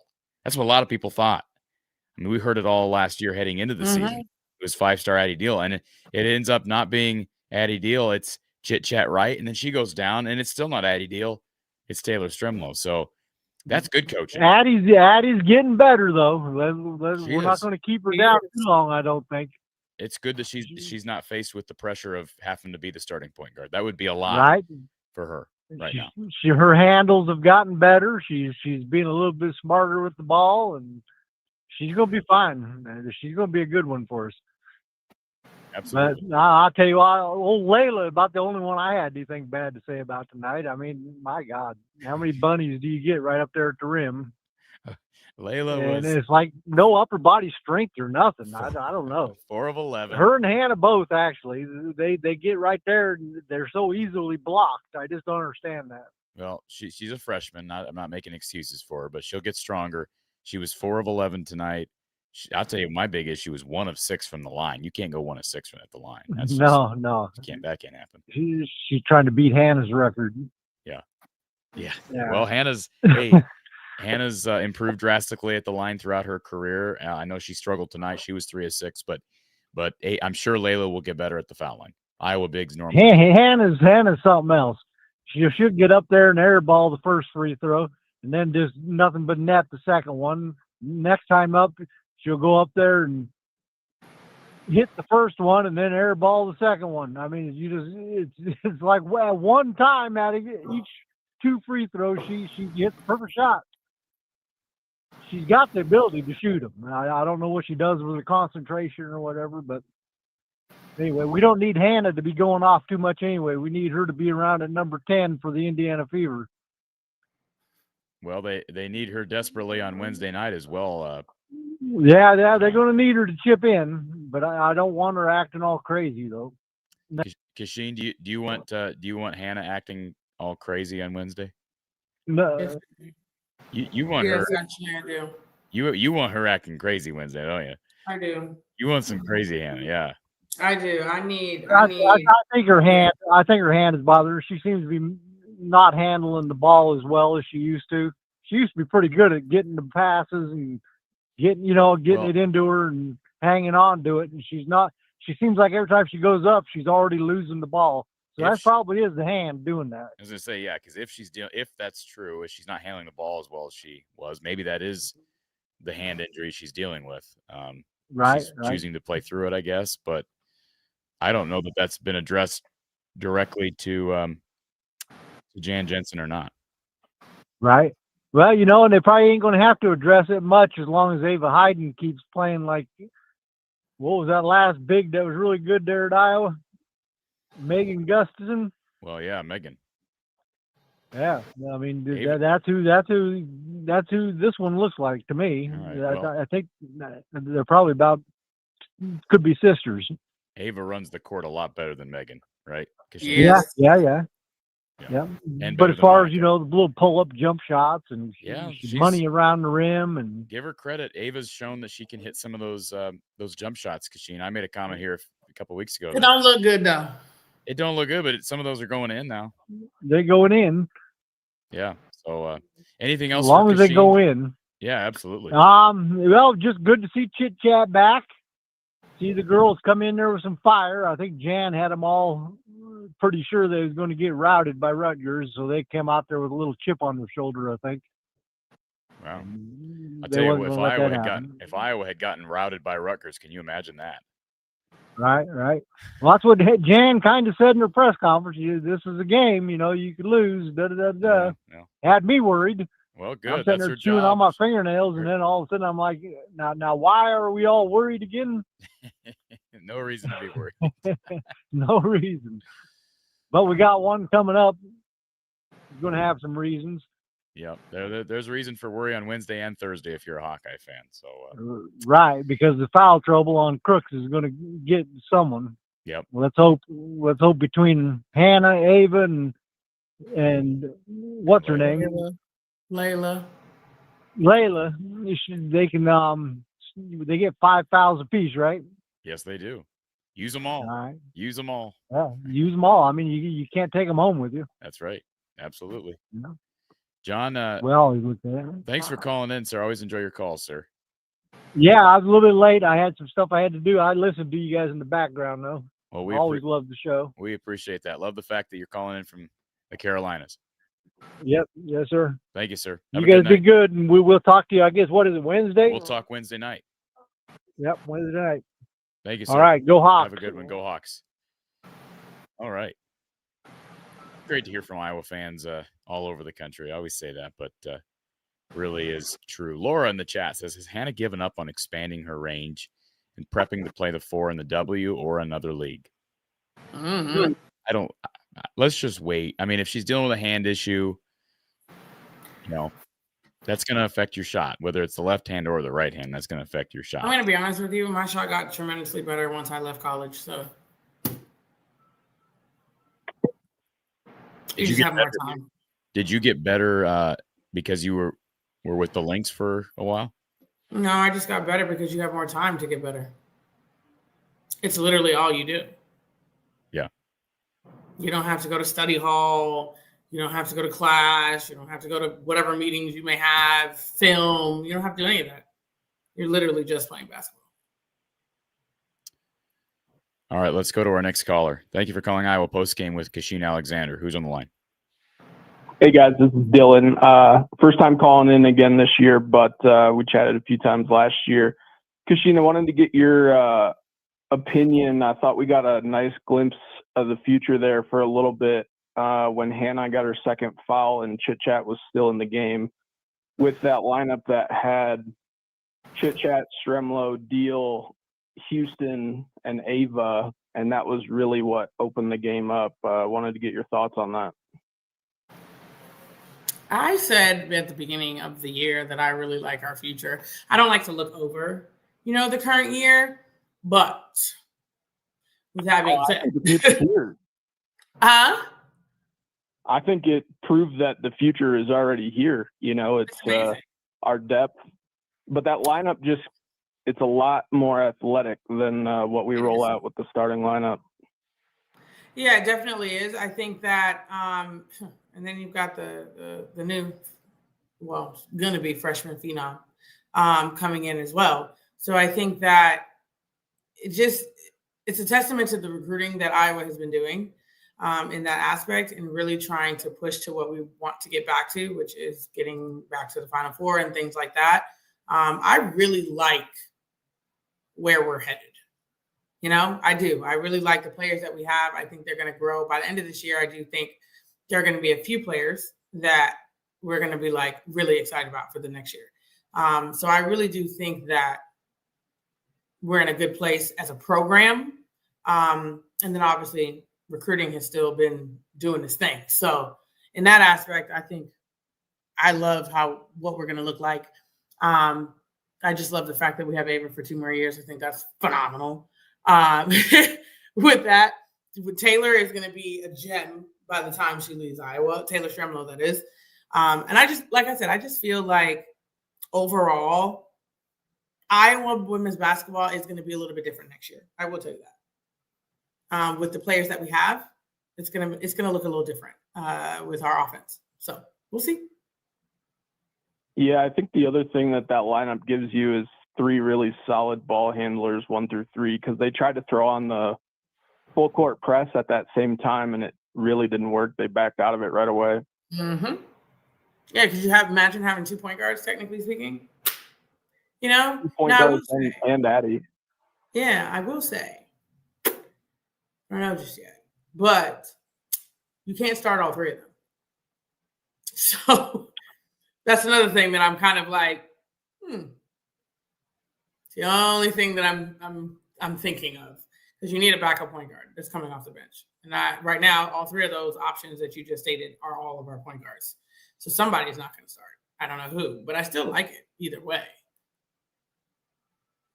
Yeah, I thought it just gave us some interesting flexibility that we hadn't seen yet this year. Agreed. That's all I had. Thanks, guys. Thank you, sir. Appreciate the call. Thanks. All right. Everybody wants to call all at once, so that's what always happens. We have nobody. I'm like, hey, we're gonna get off here early tonight, and everybody wants to talk to Cash, so that's fine. There's a comment here in the chat before we get to our next caller from Kino Logistics Man or Logist Man, whatever this is. Deal can really feed the post. Do you see her as somebody who could potentially help? Maybe not this year, or maybe down the stretch of this year, but especially with just the landscape of college basketball changing. I'm not saying Chit Chat's going anywhere, but there's always a potential for people to leave. But having a third person who can feed the post, how much does that help when you have two true bigs in Layla Hayes and Ava Hayden? Well, anytime your best player is a post player, you better be able to pass to the post. Because with that being said, you're going to struggle to get her the ball. I think that Addie is great once she gets to her spot.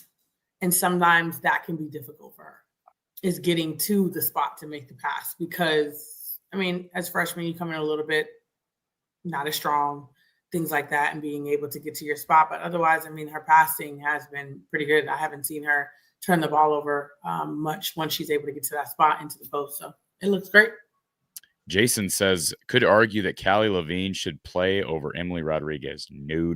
Absolutely not, Jason. Come on now. Hey, everybody's got the bad taste of what they saw in that Miami Baylor game, whatever that was. I am so excited to get Emily Rodriguez back, man. They need Chit Chat back healthy.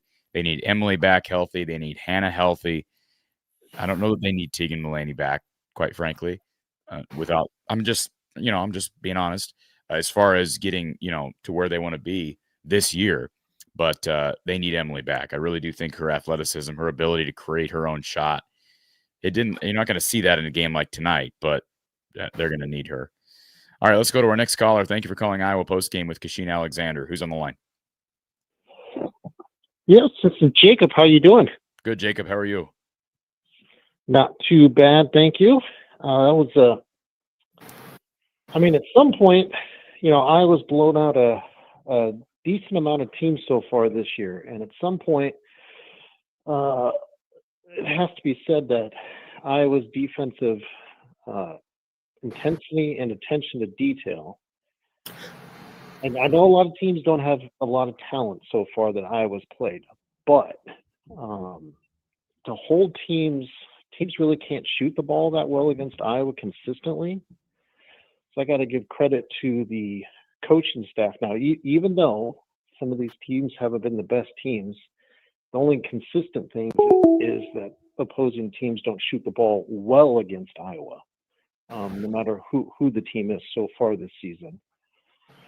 And I do want to say I was right a couple of weeks ago about the Callie Levine, Corey. So I just want to remind you of that a little bit, about that enthusiasm there. What about Callie Levine were you right on, and what was I wrong on? Well, I would have to say that as far as handling the ball, that's what I said a few weeks ago. I'm still a little nervous with Taylor handling the ball full court press against better teams. I'm a little nervous about that still. I just think Callie's a little bit better with the ball in her hands. When has Callie? How do you know that? Yeah, when has she hasn't played? When has she ever showcased the ability? This is what I'm getting at. A few games ago, Taylor did get the ball stolen from her. Agreed.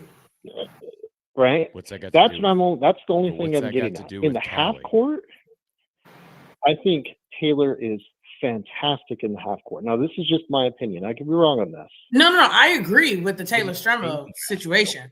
I just don't know how we can say that Callie has a better full court handle. Jacob. She hasn't done anything as far as full court is concerned. That's all I'm saying. I want to give you a good illustration, all right?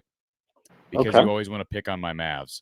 Jaden Hardy has been really crappy as a backup point guard for Iowa for Dallas.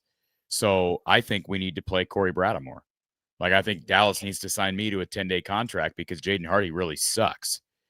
Like that, just because one guy sucks doesn't mean the next player is going to be filling a role. I mean, like, what has Callie Levine done to prove that she can do what you're saying Taylor can't do? I just don't understand where you're going with the Callie. Only thing I'm getting at. Here's the only thing I'm getting at is only handling the ball with a little bit of pressure. That's all I'm getting at. I'm not saying that Callie is a better player. To be clear, my only concern is I'm just nervous with Taylor being the primary ball handler against a lot of pressure. But Jacob, you keep deflecting. So I get what you're saying, though. I really do. Taylor is very spotty in full court pressure. She's gotten the ball stolen a few times in pressure situations, full court. I don't disagree with that situation. The only thing that I'm saying is Callie has not played in a Division I basketball game with full court pressure up the court with starting 5 players. She hasn't. Yeah. So we don't know if she's usually playing against the end of the game, at least for the last, this game. And I think there was another game where she's played against the team's top 5 or maybe a mix of it. Right. But my thing is, we can't say that Callie is going to be better because we have no idea if she is. Yes, it is right to feel that Taylor might be a little spotty. I am on point with that. I will say that. Cool. She needs to use her body a little bit more. She needs to use that strength and be able to hide the ball away from them and not cross over in front of her defender. 100%. My only thing is, Callie hasn't showed anything of the sort, except for in half-court situations. So I'm like, I don't see how we could say that Callie is better than Taylor in full court as far as handling pressure without actually seeing that happen consistently. Yeah, again, That's fair. I just don't. That's fair. You haven't once given a reason why Callie is equipped to do what you're saying she can do. You keep saying why so Taylor, a few what Taylor times, has shown, I'll what tell you're you. concerned with Taylor, but why is Callie the person to answer the charge? So now I agree. This is limited. I'm not saying that we have a lot of tape, as the old guys would say, on Callie. And by the way, Corey, if you can show me where your NBA tape is at, let me know. I'll watch that real quick. That's the point. That's the point. That's the point. So hey, listen, when people in the chat like Amanda say, I'm not sure it's the same. No, it's exactly the same, because we have not seen me play in the NBA with pressure, and we've not seen Callie Levine play at Iowa with pressure. They obviously are seeing her in practice. There's a reason she's not playing. So that's why it's an illustration. It's not apples to apples, but it's called a parallel. Like we don't have evidence. We don't have evidence that she can handle what you're saying because she's never done it before. Now, this, like I said, this is just my only opinion, and I am open to knowing that I could be completely wrong, completely. It's just the limited time seeing her play. It just, and it could be, maybe it's not against the opposing team's starting five, could be all of that. She just appears to could handle the ball better. That's it. That's all I'm getting at. Okay. Is just that. Well, handling the ball, now, we have at least seen her handle the ball, but what you were talking about is dealing with full court pressure. And I'm like, man, we've never seen Callie deal with real full court game pressure in a game. We have never seen it. Maybe the one thing I will say is what Callie has that Taylor Strumlow does not have, that could be in her benefit, is that Callie is way faster than Taylor. So if she can just get half a foot past the defender, she's gone. I agree with that. But if she gets an actual defender who's used to playing full court press and has to actually turn her, that's what I'm saying. But again, if we're just talking about could she? Sure. But the language of she is where I have the problem, because we don't know that. Could she be? Maybe. Like I said, Callie is very fast. She's probably one of the fastest players on the team, without a doubt. Probably have to chit chat. But at the same point in time, my only thing is until I see it, I'm not comfortable with any. Well, outside of chit chat, I'm not comfortable with anybody in the full court. Care who you are. I'm not comfortable with anybody outside of chit chat. That's true. And a question I have is, am I wrong to be under the impression that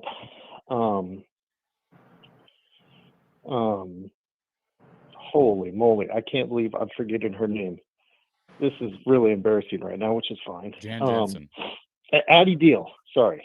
Is she looking a little bit more comfortable, more in coming off the ball in the two, almost looking like the two, because her release is, she's able to get the ball off quicker, she's squaring up faster versus being a ball handler. Or am I wrong on that? I don't think it has anything to do with position. I think it has to do with her just being able to come off a ball screen better and reading the defense better. So I think that is more so where she's getting more comfortable in general, the pace of the game. Okay. Yeah. Well, thanks for taking my call. And Corey, you're lucky that your Mavs, the Clippers, ended up being the Clippers again and taking all the tension away from the Mavs. So I'm thankful that you don't have to worry about that for at least a couple weeks. Thanks, Jacob. Appreciate you all as always. Yep. Goodbye. Okay. I love that. Amanda, I knew this was coming. Amanda says, Let me check to remember which year you were Mr. Iowa basketball. Gotcha. Okay. Again, we're talking Callie Levine with Iowa, me with the Mavs. There is not evidence on either level. It's an extreme example, I know, but that's kind of the point, right? Anyways. All right, let's go to our next caller. Thank you for calling Iowa Postgame with Kasheen Alexander. Who's on the line? Chad McClary from Bourbonnais. Hey, Chad, how are you? Good. I talked to you a couple weeks ago, actually. Okay. I don't remember what game it was after. Probably. Yeah, I don't remember. Probably a win because the women's team is unbeaten. Yeah, that's a fact. It was the game where, and I want to make sure I say this right, young lady, because you're pretty brilliant. You have great analysis. I don't watch this show all the time, but every time I do, I come away pretty impressed. But she was sick. What game was that? Oh, Kasheen was sick? Yeah. Oh, that is how you say it, correct? Yeah, it's Kasheen. Or you can also call her Cash. I think it was Western Illinois. Western Illinois. I'll give you a quick, just some anecdotal stuff, kind of a stream of consciousness. You probably remember me talking about our fans. Fans are really,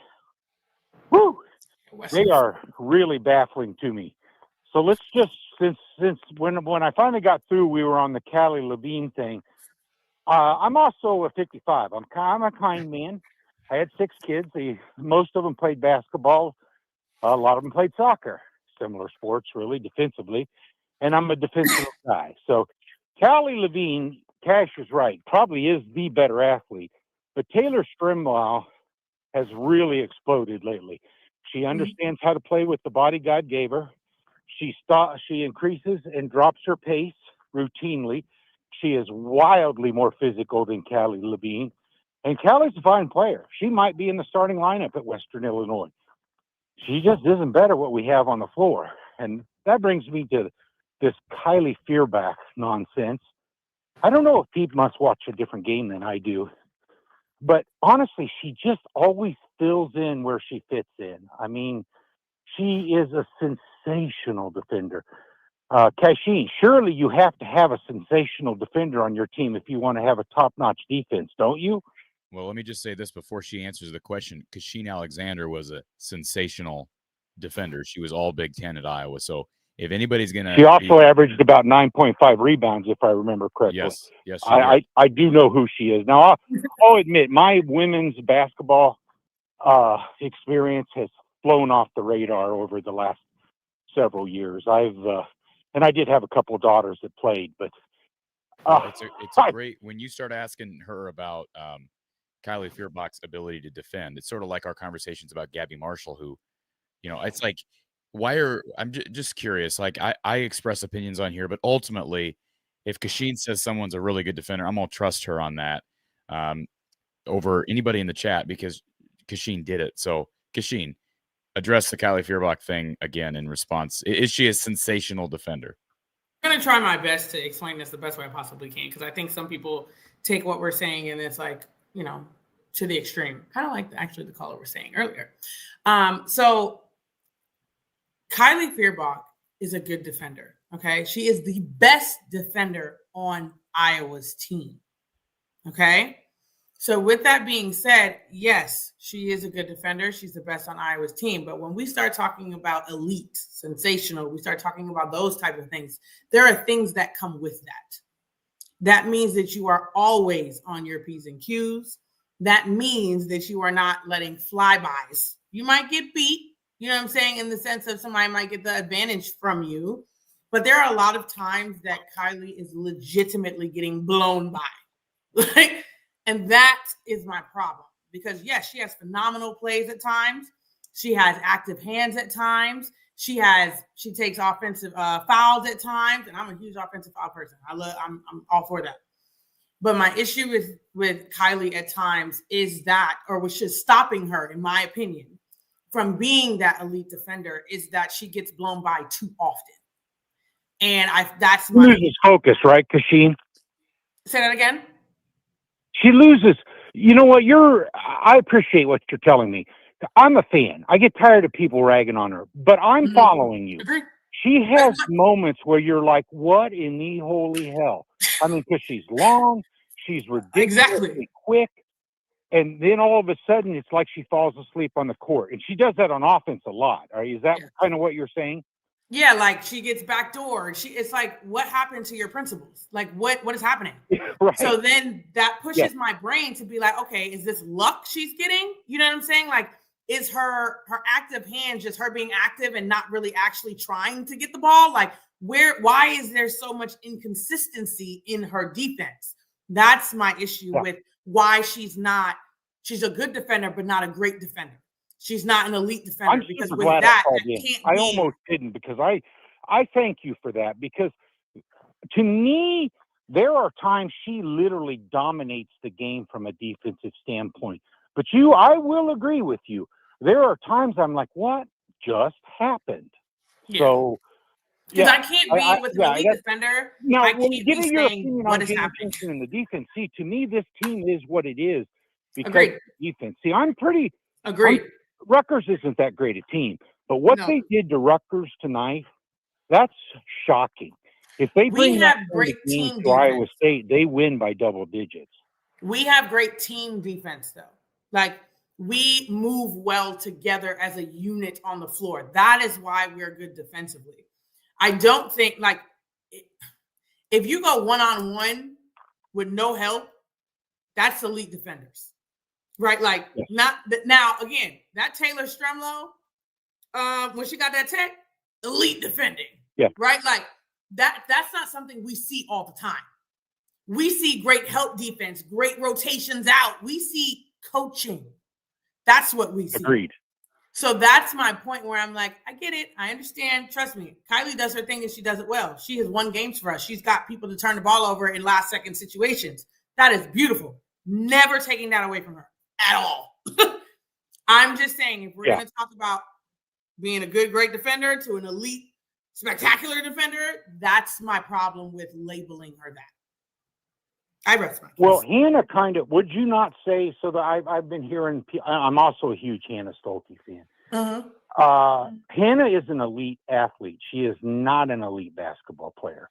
And I'm not harping on her. I love her. I think her bubbly personality, her smile, I think she's a neat human being. But they seem to suffer from the same lack of focus and consistency. I think Hannah's a WNBA player, but she's got a long ways to go. I mean, would you compare them? I don't even know how to articulate it further than that. Well, what's your thought on them, on her?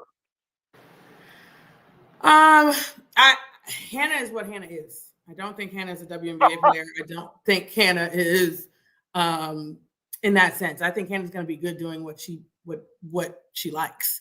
And you just have to get her in positions where she can be effective so that she can be as good as she can be.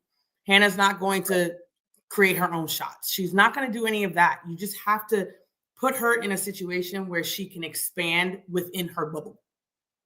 That's really what has to happen. And unfortunately, right now, she's in a different position than she was last year. And so we've got to figure out how to get her. I've already said my piece on it, where I feel like she's got to get her energy back and she's got to run the floor. I feel like that will propel her, but we'll see. Yeah, no. Awesome. Listen, I'm going to let you go. Corey, I do enjoy. I may call in again. I'm interested in this Iowa State game. I've watched them. I cannot believe. I started to tell you, and I sidetracked myself, but I went from watching, I don't know, because I'm an Iowa fan, right? And I'm 55, so I was around when the C. Vivian Stringer stuff was going on, and that was big stuff back in the day. And I'm from Fairfield, Iowa, and back in the 6-on-6 days, Corey, both of you all are way too young for that, but we actually had a team that went to state. So several actually, but so I've probably watched 500 women's basketball games in the last 3 or 4 years. So Iowa State's really good, but they're better than last year. Quite a bit better than last year, but they don't play any defense. I mean, that game could go a lot of ways. They could run us out of the gym, or we could just punch them in the face. I'm not really sure what to think right now. We will see. Thanks, Should be guys. interesting, Have a great though. evening. Thanks for the call. Thank you. There's so much stuff in the chat that I have to address because I think people have lost their mind. I would be very curious to know how old this person is. All right. DJ Jalamaluti 2035. The talent level has exploded since Kachine played, so let's not compare apples and oranges as far as Kylie's defense to that of Kachine. Again, I love these. Real quick, can I just say these comments? Exploded, elite, tremendous, unbelievable. What are we? It's always been great. You just didn't watch it. Yeah, everybody's watching all these players, and all these individuals are getting all this. You know who I'll tell you what. Well, that's funny. That's funny. No, I just was going to bring up a couple of examples. What about Asia Wilson? She's a perfect example of somebody who, yeah, everybody like ignore. I don't want to say everybody ignores. Everybody knows who she is now, but like she's always been elite. She's always been unbelievable, right? Diana Taurasi has always been elite. Megan Gustafson was a National Player of the Year, and always been elite. Imagine if she was at Iowa right now, like post Caitlin. And I mean this in the nicest form. Defense translates, period. Offense, maybe not as much, but defense will always translate. So if you're an elite defender, you're going to be an elite defender no matter what area you're in. Because you have the lateral quickness, you have the smarts, etc. I was an elite defender because I was very smart. I knew plays as soon as the first pass was made. I knew what was happening on the court. I was calling out plays on the court of the other team. I was quick. I was strong. In that case, scenario is what made me elite and a 2-time All Big Ten defensive player.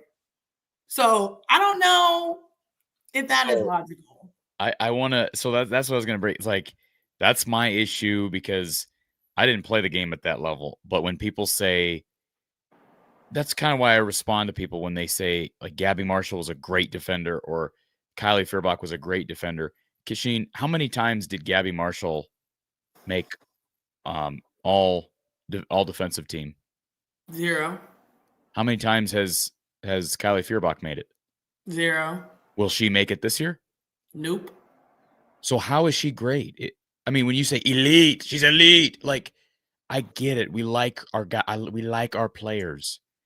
Well, I get it. On our team, it's the best they have. But if you're an elite defender, you're going to be on the All Big Ten, all defensive team. Other coaches are going to feel like you're elite too.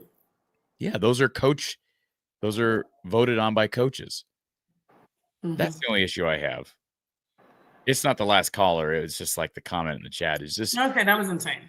It's probably somebody who didn't watch the game back then, right? No, I guarantee you that's what it was. Yeah. I guarantee you that's what it is. And part of the thing is, Kasheen, a lot of those more games, Chargers than Kylie did. It was every game for me. A lot of those games weren't televised. A lot of games were televised until we got the Big Ten Network. We didn't even have the Big Ten Network until I want to say my junior year, maybe. Yeah, I think it was junior year is when we got the Big Ten Network, and then that was like a whole thing. Like that was like life was like great because everybody could watch you at that point. It was amazing, but now like everybody sees everybody, and people are enjoying women's basketball, and I love it. I am a huge fan. I love when people want to talk to me about women's basketball because that was not a thing, and now everybody's getting into it. Everybody's enjoying it, and that's what really matters. But don't discredit, okay? Because it's always been good. And players that have been around for a very long time. Heck, Diana Taurasi was before me. And that girl was a bucket. Okay. Even now. So I feel like in general, I just feel like if you weren't watching it at that point in time, just stay away from the orange and apples scenario because you actually don't know because you weren't there. And it's okay. I'm happy you're here now. You know what I mean? But don't take away from the people that kind of started this whole thing, if that makes sense. But at the same point in time, I think that is exactly the reason why the WNBA players felt the way they felt. That comment right there is the reason why people were so hard on Caitlin. Because you have people who are like, oh, this is new. No. Diana Taurasi been shooting from half court. We just weren't seeing that when she was actually in her prime. You know what I'm saying? In that scenario. So it's like, that's what rubbed people the wrong way, because we weren't giving the flowers to the people who should be getting them, in the sense, and giving flowers to the people who are propelling where we are. Before LeBron, there was MJ and Kobe, right? Like, we're not taking away from them to say that LeBron is all up and coming. We're not doing that. But for whatever reason in women's basketball, it's forget who came up. It's all about the new people. That I don't like. We don't do that for men's basketball. The GOAT is the GOAT, right? Like, everybody has their own GOAT. Let's be honest, right? Everybody has MJ, Kobe, LeBron, whatever. But we're also not discrediting MJ. And even further back, hey, we're not discrediting Magic Johnson and Larry Bird, and even before them, we're not discrediting them. I don't feel like we do that in women's basketball, and that is where my problem. Well, and people, when they talk about the greats of like the NBA, people love to bring up LeBron, Kobe, and they'll bring up obviously MJ, and they usually bring up Kareem. But then you go like further back, like Bill Russell and Wilt, and great. Go way back if you want. I mean that. So and people that didn't grow up in that era, and like myself, it's hard to find tape on Kasheen Alexander. Like, if you Google search Kasheen Alexander, you're gonna find this show. Clips, right? Yeah, you're gonna find this show and then a few highlights. Clips. But that's it. Yeah, this show should be like thousands of videos down, but it's not, because YouTube wasn't a Pistol Pete. Now that man was fantastic. Pete Maravich, another great example. So, but again, you have to really love basketball, though, like, to know that. You know what I mean? Because those were before our time, even before my time. But I love basketball, so I was always curious about the people that came before me in general. So there's just so many names, right? In every aspect. And thinking about, oh my God, her name is flying past me right now. She played for USC. She blew out her knee, but she had like 106 points in the game. What is her name? Juju? No. This is way back when. Oh my goodness. She has a brother who played in the NBA. Oh my gosh. For the Indiana Pacers. Why am I losing? I can't think of the name right now. Miller. Yes. What is her name? Oh, you're talking about Cheryl Miller. Let me tell you something. That is the most tragic injury to ever happen to women's basketball. I do not think anybody knows how amazing she was as a player before she tore ACL. Now, mind you, ACL was that wasn't a thing right back then. So there was no coming back from it. But if ACL was like how it is now back then, she probably would have been the GOAT of all GOATs. Like, she is absolutely amazing. She was insane as a basketball player. But, things happen. So it's whatever. We got a super chat here from Steel SM. Takeaways: 1, Ava will be the team MVP, first team All Big Ten for 3 straight years. 2, Journey is an upgrade at 4 over Hannah. Like right now, Steel SM, is that what you're saying? I'm not going that far at all. I just want to make sure I understood what he was saying. I'm gonna pump the brakes on all the criticism on Hannah, because if we're going, I wouldn't go that far either. No, I wouldn't go that far, but I hear you. Journey will be better than Hannah in 4 years. That's what you're saying? I think that's a bold take. It's a bold take, but I like it. I like it. 3, Kylie is not a starter. Well, it's not here nor there. Like I told you before, starters is tricky because it's not always the people that have the best offensive output.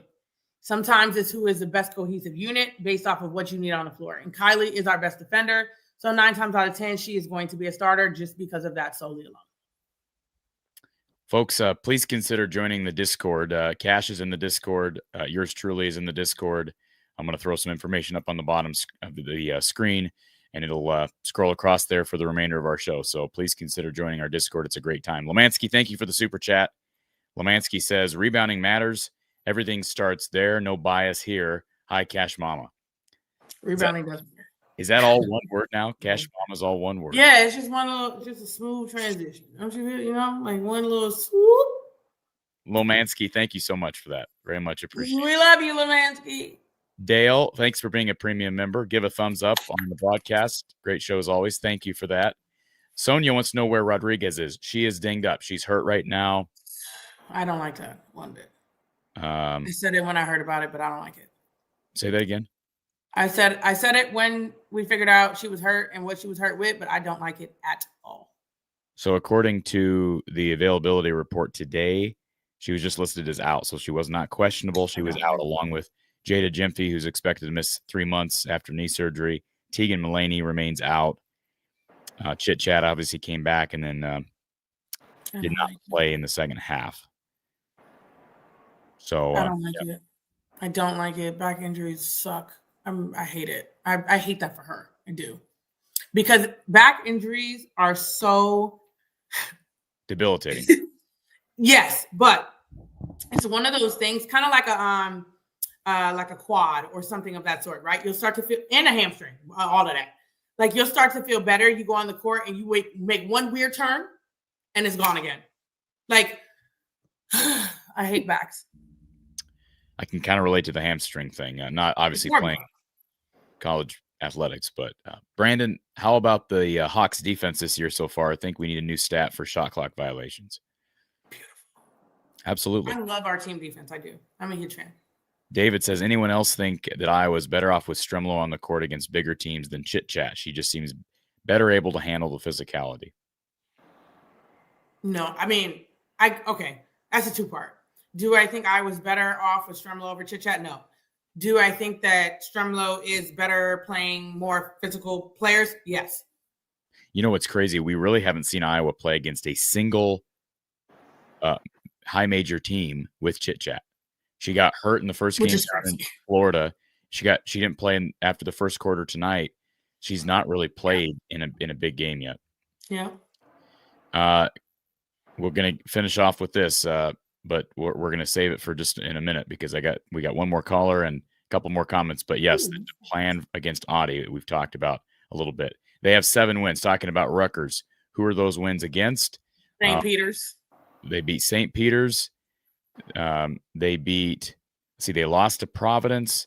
Excuse me, they lost to Auburn by 5. They did lose. Hey, Rutgers played Auburn to a 5-point loss there. That is interesting. Auburn has a brand new coach, and Auburn has been horrible. So moving on. Well, okay. They're not great. Auburn's not great. I'm not saying they're great, but they're 8-2, and Auburn beat Cal. I say this in the nicest way possible. Do not take Rutgers for what they are. You don't need to tell me not to take Rutgers. Come on, Corey. Come on, have a little bit more faith in me. I was about to say they have beaten Cal. They played. I'm talking Auburn now. They beat Cal. They played Oregon close. So I'm just saying, it's not like I'm just saying what Iowa did to Rutgers today. It's fantastic. I mean, I did not expect unprecedented, honestly. Point win. Yeah, it's a little unprecedented. I'm not gonna lie. Linda says, "No, I don't remember anybody getting beat by 40 something on their home court. That's insane in the Big Ten." And it's pathetic. It's what it is. It's disgraceful. If those players ought to be totally embarrassed right now. Linda says, why are so many of Hayes' shots rolling off of the rim? You know what? I'm going to pay attention to this game because I really haven't been paying attention to her. I'm sorry. I'm not even going to lie to you. As far as her shot mechanics and stuff like that, haven't really been paying attention to her. I'm going to have an answer for you next time. I promise you. Because when I think back about Layla, I do see what you're saying, but I guess I just haven't really been – it hasn't really been an issue because Ava's been playing great. So whatever. But I'm going to pay attention. I'm going to get you an answer. I promise. Bo, thank you for the super chat. Hannah just isn't embracing her position at the 4. That could be true. We'll see on that. I would think she would because that's her future if she wants to play pro ball, I think, at least in this country. Steel SM says it's not personal. Let's be real. Hannah doesn't have the tools to play in the W. She can't finish in the paint versus power 4 bigs and can't shoot. Correct. Okay, well, let's wait. Let's just wait. Give her the rest of the year. Let's see how. Let's see her healthy against Big Ten competition. That is still not going to change. Well, okay. There are not many spots in the W to begin with, so you have to be upper echelons, okay, to get on a team. That's why I'm saying that. If the W was not like it was, and they had a plethora of teams, okay, cool. Not the case. So Lomansky, thank you for the super chat. Brada to the Mavs, Cash to host the podcast. So, yeah, Brada to the Mavs. They're going to sign me to a 10-day. What the heck is thoughts? Oh, the Hawkeye of the Storm. He left off the F. Oh, okay. He left the F off, but I was gonna say, I don't know if that's something I want to host, but hey, okay. I knew my guy Lomansky wasn't gonna put me into the fire of any sort. No. So I was like trying to figure out what that was, and I couldn't figure it out. Anyway, Lomansky, thank you for that, and Annie, thank you for the super sticker, super chat as well. We appreciate it. I'm glad to know you got home. Bo says Stremlo is C-Mac, Connor McCaffrey of the W women's basketball. Average athlete, high IQ. oh, Interesting. now that is interesting. But I will say this: I wouldn't go that far, only because C-Mac was very safe, which is great. True. Taylor Stremlo is not safe. That's very true. Great Not comment. safe at all. But I hear what you're saying as far as like high IQ. Yep. Great comment. Lomansky, 30 years ago, I took a few of our high school basketball girls to Carver. The game was skilled and entertaining. 30 years ago. That's a long time ago. Lomansky, again, Thank you. Thank you for your support as always. Bo says, Cash, how will Jan use Journey Houston once McKenna Velichko is on campus? That's an interesting question. My hope, this is just my hope. My hope is that McKenna can transition to a 3 because I really like that. But I don't know that answer yet. Because I feel like she could be very versatile from what I have learned thus far. So I think that would be what I would like to see. Again, I don't know if she could do that right off the bat. I have no idea. But I do like that option because we'll be a lot bigger, which we haven't been in a little while. All right, let's go to our final caller of the night. We've got Callie Levine on the show. Wait a minute. This says your name is Callie Levine. By the way, you spelled Levine wrong. It's not. Yeah, shame on me. There's no E on the end, so you can't be Callie Levine. You're who is this imposter? So I had to double down because I'm sorry. My voice is a little bit shot too. There is no indication that Kelly Levine is not a good ball handler. People are there's no indication that I couldn't play for the Mavs. So again, you saw her today. She's got a good handle. She was very sure with the ball, unlike Taylor Stremlaw, who was dribbling off her feet, off the defender's feet. She was throwing some weird pass over into the junk. I mean, it was ridiculous what she was doing out there. 3 turnovers in a matter of like 1 minute. She was phenomenal, and you know it. She was phenomenal. She was 4 of 5 from the field. She had 5 assists, 9 points, 2 steals. But there was a stretch, kind of like people are talking about Kylie Feuerbach, where 15% of the time she just goes haywire and does some weird mental error. That's Taylor Stremlaw. One time she got into traffic, didn't know what to do with it, and traveled. No, there was like 3 turnovers within 1 minute. All over 3 times, but you're saying the other 2 were she just was totally out of control. It was just these harebrained turnovers. It's like, what are we doing? What are we doing? But that said, okay, let me finish. Taylor Stremlow is the one that's got the drive, the energy, and she'll take the chance. She'll make that pass. She will attack the defense.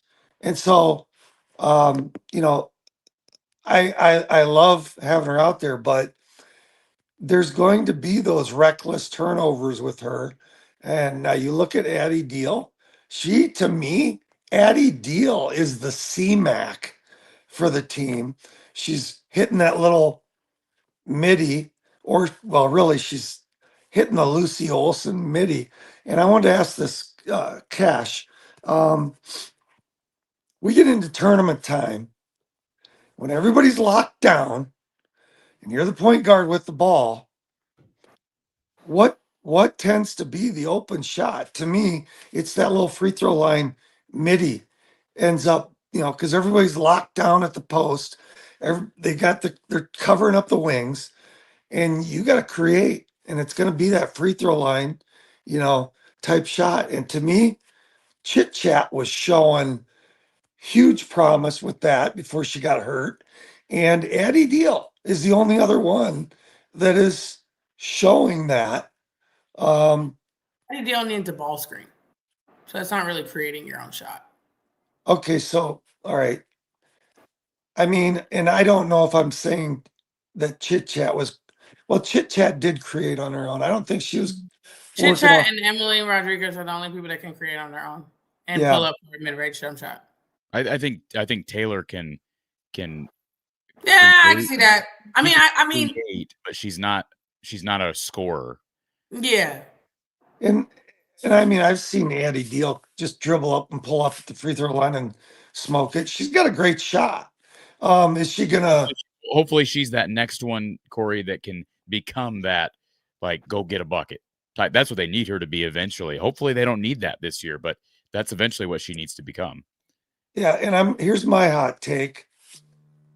I think Callie Levine is the Taylor Strumlow, potentially the Taylor Strumlow of last year for this team if she's given the opportunity.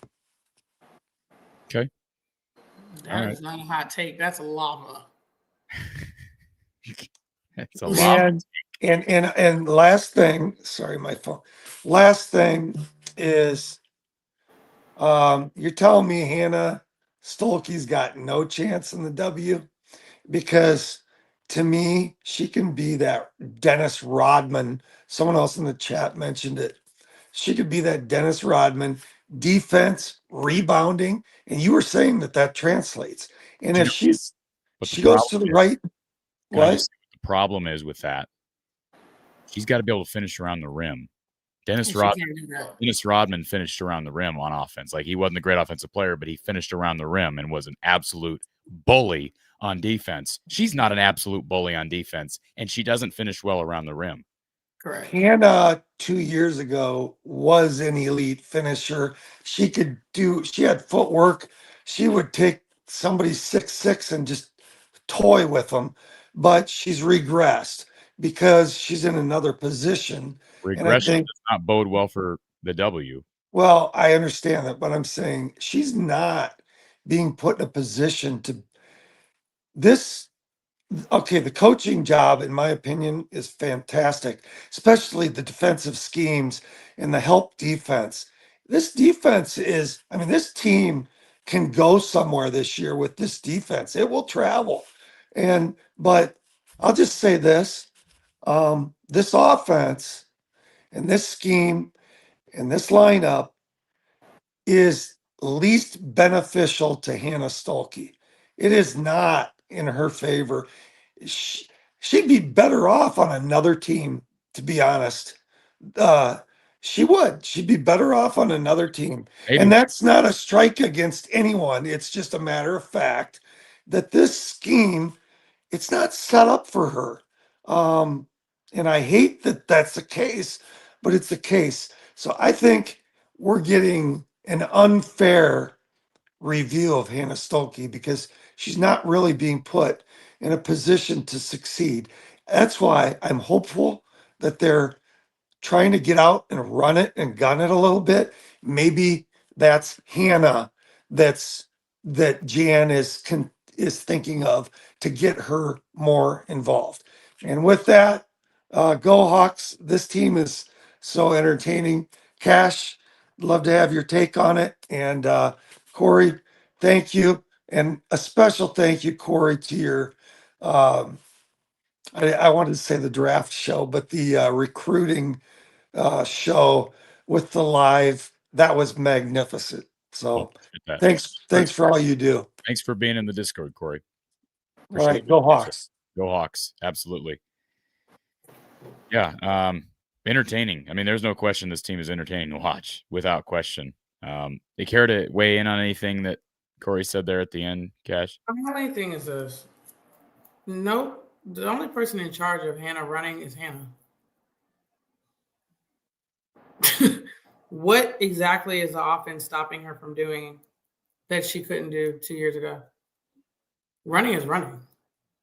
If you're running and you're constantly open, coaches are going to get on her players. Right. To get the She's ball. open. Yeah. If you're not running, True. Yeah. what are we going to do with that? You're right. And I think for Hannah's purpose, it's just, that's why I said, I feel something has gone out in her and I don't know what it is. And it could be pressure. It could be all kinds of things. But the Hannah and the aggression and the spark and the, she gets a great defensive play and she does one of those. Like, I haven't seen that. Haven't seen it at all. And to me, that's where I'm nervous about. I'm not nervous about her play. I'm nervous about her mental because that is the number one reason of how you play. So for me, that's what I'm nervous about with Hannah is I'm not seeing that. So my mindset as a coach is how do I get her? I have to force her into that. So what is going to get her into that? Again, running. So again, if you are not running every single time, that starts in practice. That starts on the court. If you are not running every single possession, we're going to have a problem. Because now I have to force you into doing what I feel is going to propel you and get your mental and body ready to go. Because again, Hannah, that's all people used to talk about is how well Hannah ran. The offense has nothing to do with that. I think she's trying to be somebody she's not. She's not. And that's the my problem. Like I said, I feel like it's okay to add to your game. That's totally fine. But you can't forget what got you there. Is it fair to say, maybe I'm saying this totally wrong, but it's easier to jog up the court than run up the court? Oh, without a doubt. What? So is it possible that because Iowa has slowed down, it's easier for her just to jog up the court? And she doesn't realize it's to her own detriment that she's fallen into that habit. I would hope that that's like a given, like that's what you naturally like to do. So it's got to feel awkward for you to not do it. So that's the part that I don't get. Like, why aren't you running? Why aren't you this? And again, I have no idea what's going on with Hannah. I have nothing. But the one thing that I said that I am worried about, it's not her play. It's not her shot. It's not any of that. It is simply the fact that I feel like a little bit of her spark is out. And we have to figure out how to light it again. That's all I'm saying. And for me, it's running. Now, my hot take was that maybe this Iowa State will spark it up. That always helps too. So, but I guess, we're going to have to see. At the end of the day, I hope that her surrounding people are close to her and are keeping her sane because I know the internet and the keyboard thugs could be a hard place. This is in response to the Chit Chat Right conversation. Dwayne says, didn't they say her minutes would be limited as part of the return protocol? Well, that's not what happened tonight. She got hit, left the game, never returned, wasn't on the bench. And I asked the question of Sports Information, was she in the locker room? Was she, because I wasn't there in Piscataway, I got a very generic press media relations answer from Sports Information. Chit Chat Right made her first appearance since Iowa's win over number 7 Baylor. She left the game in the first quarter and did not return. Wright is considered day-to-day upper body. That's all that was said. So very generic response. Kate says, if Hannah's not going to take an outside shot up 40, when will she take it? It's a fair question. Jake says, I was trying to find Chit Chat on the bench after she went out. Yeah, again, she was not there. Don't know if she left the arena, but she was not there. Liz says, Kasheen, I got my start in watching basketball at Iowa with you there. Loved it. Are you coaching now at home with kids, doing something else? I work for the city of Charlotte. I work for the government. But so, no coaching for me. I used to coach, and then I had my daughter, and that just wasn't allowing me to be the kind of mom I wanted to be. So here we are. And you are talking to you guys. You are with your daughter right now, well, though. So Bobby says, I think Hayes' strength will provide some issues for Crooks. That's my hot take for the game. And Iowa's 3 post players, Toss and Houston, could be frustrating. Here's a comment. Kachine may be right on Hannah stepping up against Crooks. Hannah held her own against Camila Cardoso at AmeriCup. Paul says the whole team has been horrible from the stripe. 68%. Agreed. 68. And again, Deborah, I think we answered this. Emily is day-to-day with a back injury. Jake, so ready to get the triple spin move back. Yeah, absolutely. Jake also says, I love the Iowa team with Cash and Jamie Prinny. And is it Walleen or Wallen? Walleen, Camille Walleen. That's how little I know about that era. So she's from Minnesota too, just up north. Those were fun times, he says. Absolutely. Warren says Cash is saying that Hannah doesn't like to play competitive. When did I say that? I don't think she ever said that. I don't know where that came from. I definitely didn't say that. Lolo says, I will start with this. I love Hannah as a person, but the chatter online is that Hannah could lose her starting spot to Houston. Do you guys think that's a possibility? Nah, I don't think so. I don't think so either. I don't know if that's just, I'm assuming that's just message board, social media chatter, but I don't see that happening whatsoever. Yeah. Jake, do you think it's just this way the coaches are running the offense now? She's been told not to run, or who? Nobody tells people not to run. There's not a coach in America who tells their team not to run. Yeah, yeah. Bobby. Well, when I say run, I'm more so talking to post players. You always want to get your post players down the floor because your offense is slow if they don't move. Right? So at the end of the day, that I probably would bet my last dollar on Coach J and her rim runners. Like, she's been coaching rim runners right when she was an assistant. So she's definitely not coaching them like that now or making that like a thing. Timothy says, Cash, it looks like Addie is using change of pace in the power dribble to handle the pressure when bringing the ball up. She still has problems when she picks up her dribble. What would you suggest? Her pivot needs to get a lot stronger, her base. So she has a tendency to lean back like this. If you lean back like this for a defender like me, I'm on you, because now you've given me the ability and the higher up, should I say, because you're backpedaling a little bit. I think she needs to be stronger. She's got to get into her pivot, and she's got to hit her hips so that she can get the ball away from them and create that, because no referee in America, no matter how bad they are, is going to call anything on you when you are just clearing space that you are allowed to have. So I think that's her biggest thing, which is normal for freshmen, honestly speaking, because that's just not taught before you get to college. So sort of that like would be my suggestion. Defense isn't really taught very well before you get to college. Nobody cares about defense in high school. Yeah. Yeah, unfortunately, that's just kind of what it is. Sam, thank you for being a premium member, reminding everybody to hit the like button. Fiddle121, shout out to Renee from Maryland, a great Hawkeye fan. So, Renee, hope you have a great day. Hope you're watching the show. Paul says, Cash, with what Corey just said, have you ever seen a player not be up to his or her potential during practice but can play better during the game? Yes. I've seen a lot of weird things happen. Okay. I've seen players who were great. You start them, they're horrible. They have to come off the bench. They're the top 5 best player, but they have to come off the bench. Okay, fine. I've seen players who I call them game ready, right? In practice, it's just horrible. They're not drills. They cannot do drills. It's just a thing. Now, when the game is playing, they're able to just play basketball. But drill-wise, now you will see that in practice when you do 5-on-5, because it's the same scenario. It's the same flow that you're having. But those players that are not good in practice but good in the game is because they're not good doing drills. Set drills where we're trying to accomplish something, right? And to work on something specific. So I hope that answered your question. Yeah, absolutely. Still, SM says off topic, but what IU is doing in the Big Ten championship game right now is why Kirk Ferentz, the era needs to end. IU is up 15-10. Start of the, I believe, start of the fourth quarter. But IU is up what? 13-10 in the Big Ten title game. I hope they win. I'm tired of Ohio State. Go ahead. I can't stand Signetti, but I don't have a horse. I hate Ohio State. I will never cheer for those nuts. I get it.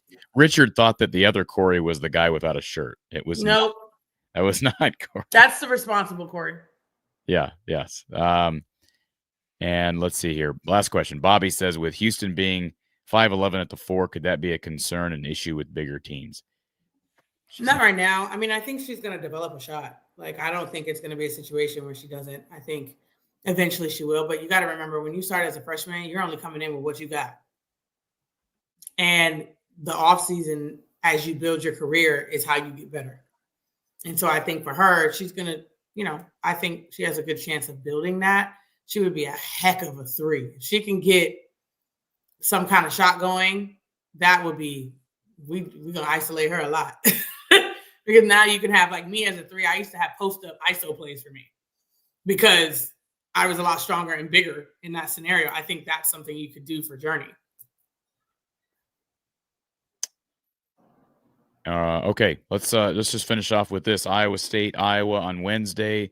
Liz wanted to know what you need to do to contain her. We talked a little bit about it earlier. Final thoughts on Iowa State, Iowa. And, the Cyhawk series is actually swung to Iowa State, and this year especially, it's like 11-2 right now. But boy, this would be just huge to get 2 wins this week. 2?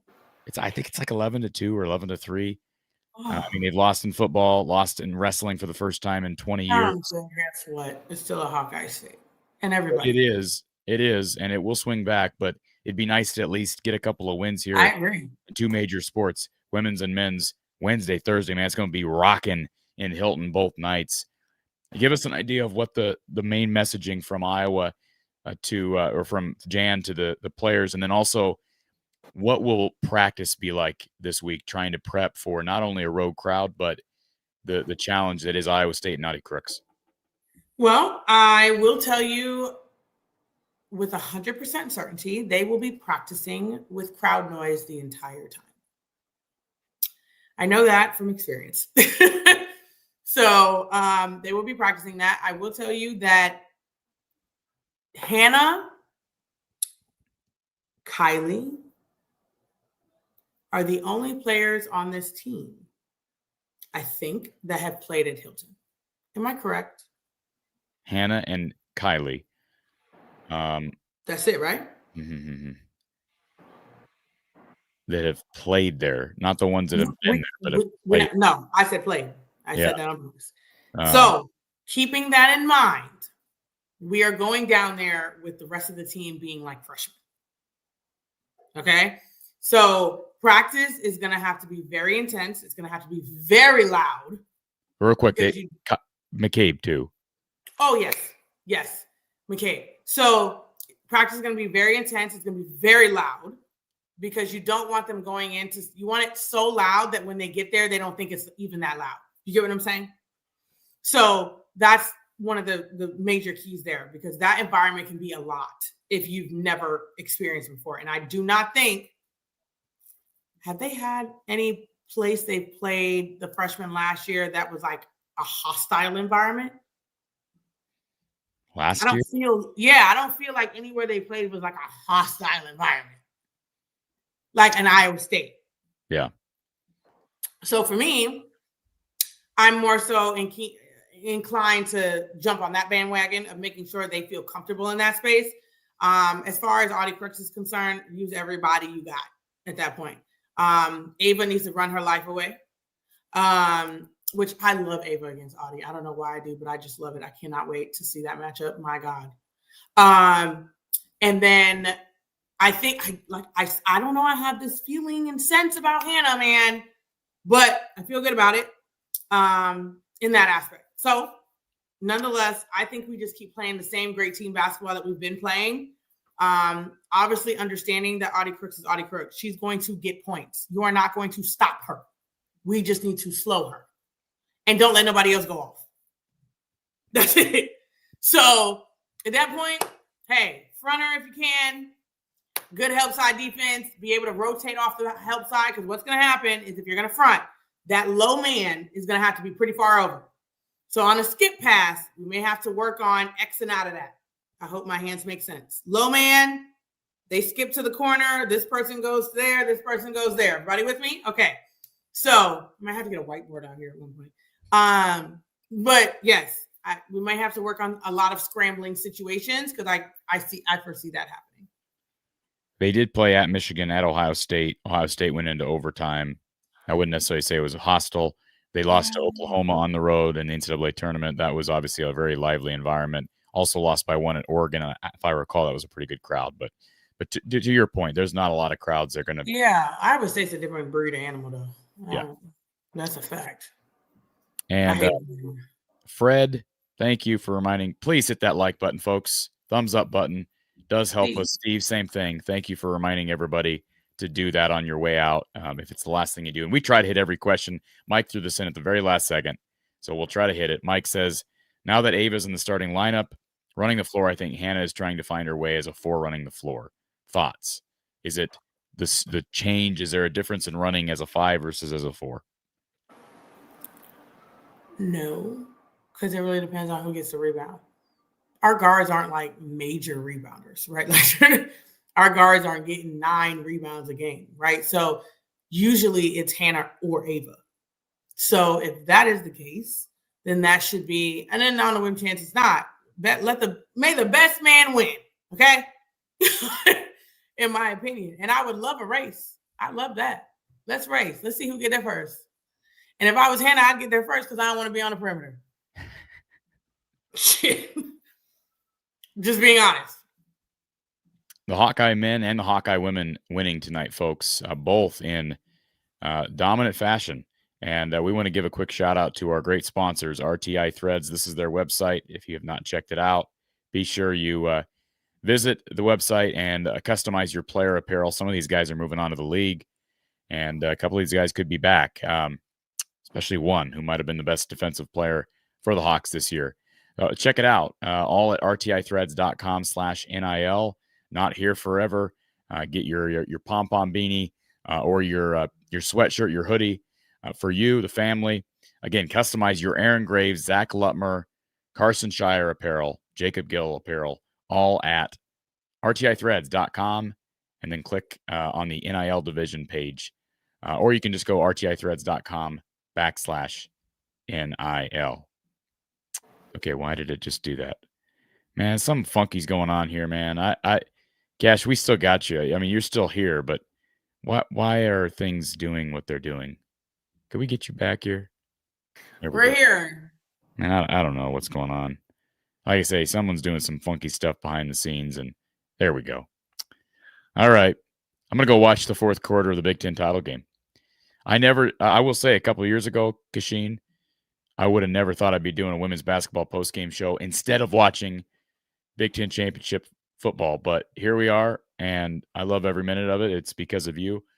So shout out Laura Blomker for joining the Discord. Woo! So thank you, Laura. I answer all questions in there. Yeah, be sure you monitor your Venmo, your email, because we'll need to get your email so we can get you a link to join the show. Folks, we'll be back Wednesday. Iowa postgame, Iowa State Cyhawk game Wednesday night. I'll be there at Hilton. We'll have live postgame coverage. Same thing Thursday. Of course you're going to be at Hilton. Duh. Of course I'm going to be at Hilton. You live in that godforsaken place. Both nights. Oh, yes! That's actually kind of lit, though, for you. I'm not going to lie. It is, man. That's crazy. Yes, That's thank you. The environment, the college basketball environment's pretty There's no better one, although I can't stand those people. There's no better. They do a great job there at Hilton. I will give them that. It is crazy because the Matt Campbell story with him taking the Penn State job yesterday, Kasheen. I mean, I live like a 3-minute drive from where he lives, obviously, and it is just weird. Like all this, we got one of the greatest rivalries in the country this week with 2 basketball games. You got the Matt Campbell story, and I kind of am right in the middle of it. So say what you want about Podunk Ames, Kasheen. These are the weeks that I don't like being in Cyclone country, but to be able to experience that, and it feels great when you go there and win. It felt like crap when the football team came over here and lost back in September. So I hated those ones. Yeah. Let's get 2 wins this week. Folks, for Kasheen Alexander, I'm Corey Bratta from the Hawkeye of the Storm. Have a great week, folks. We will talk to you soon. Great to be a Hawk.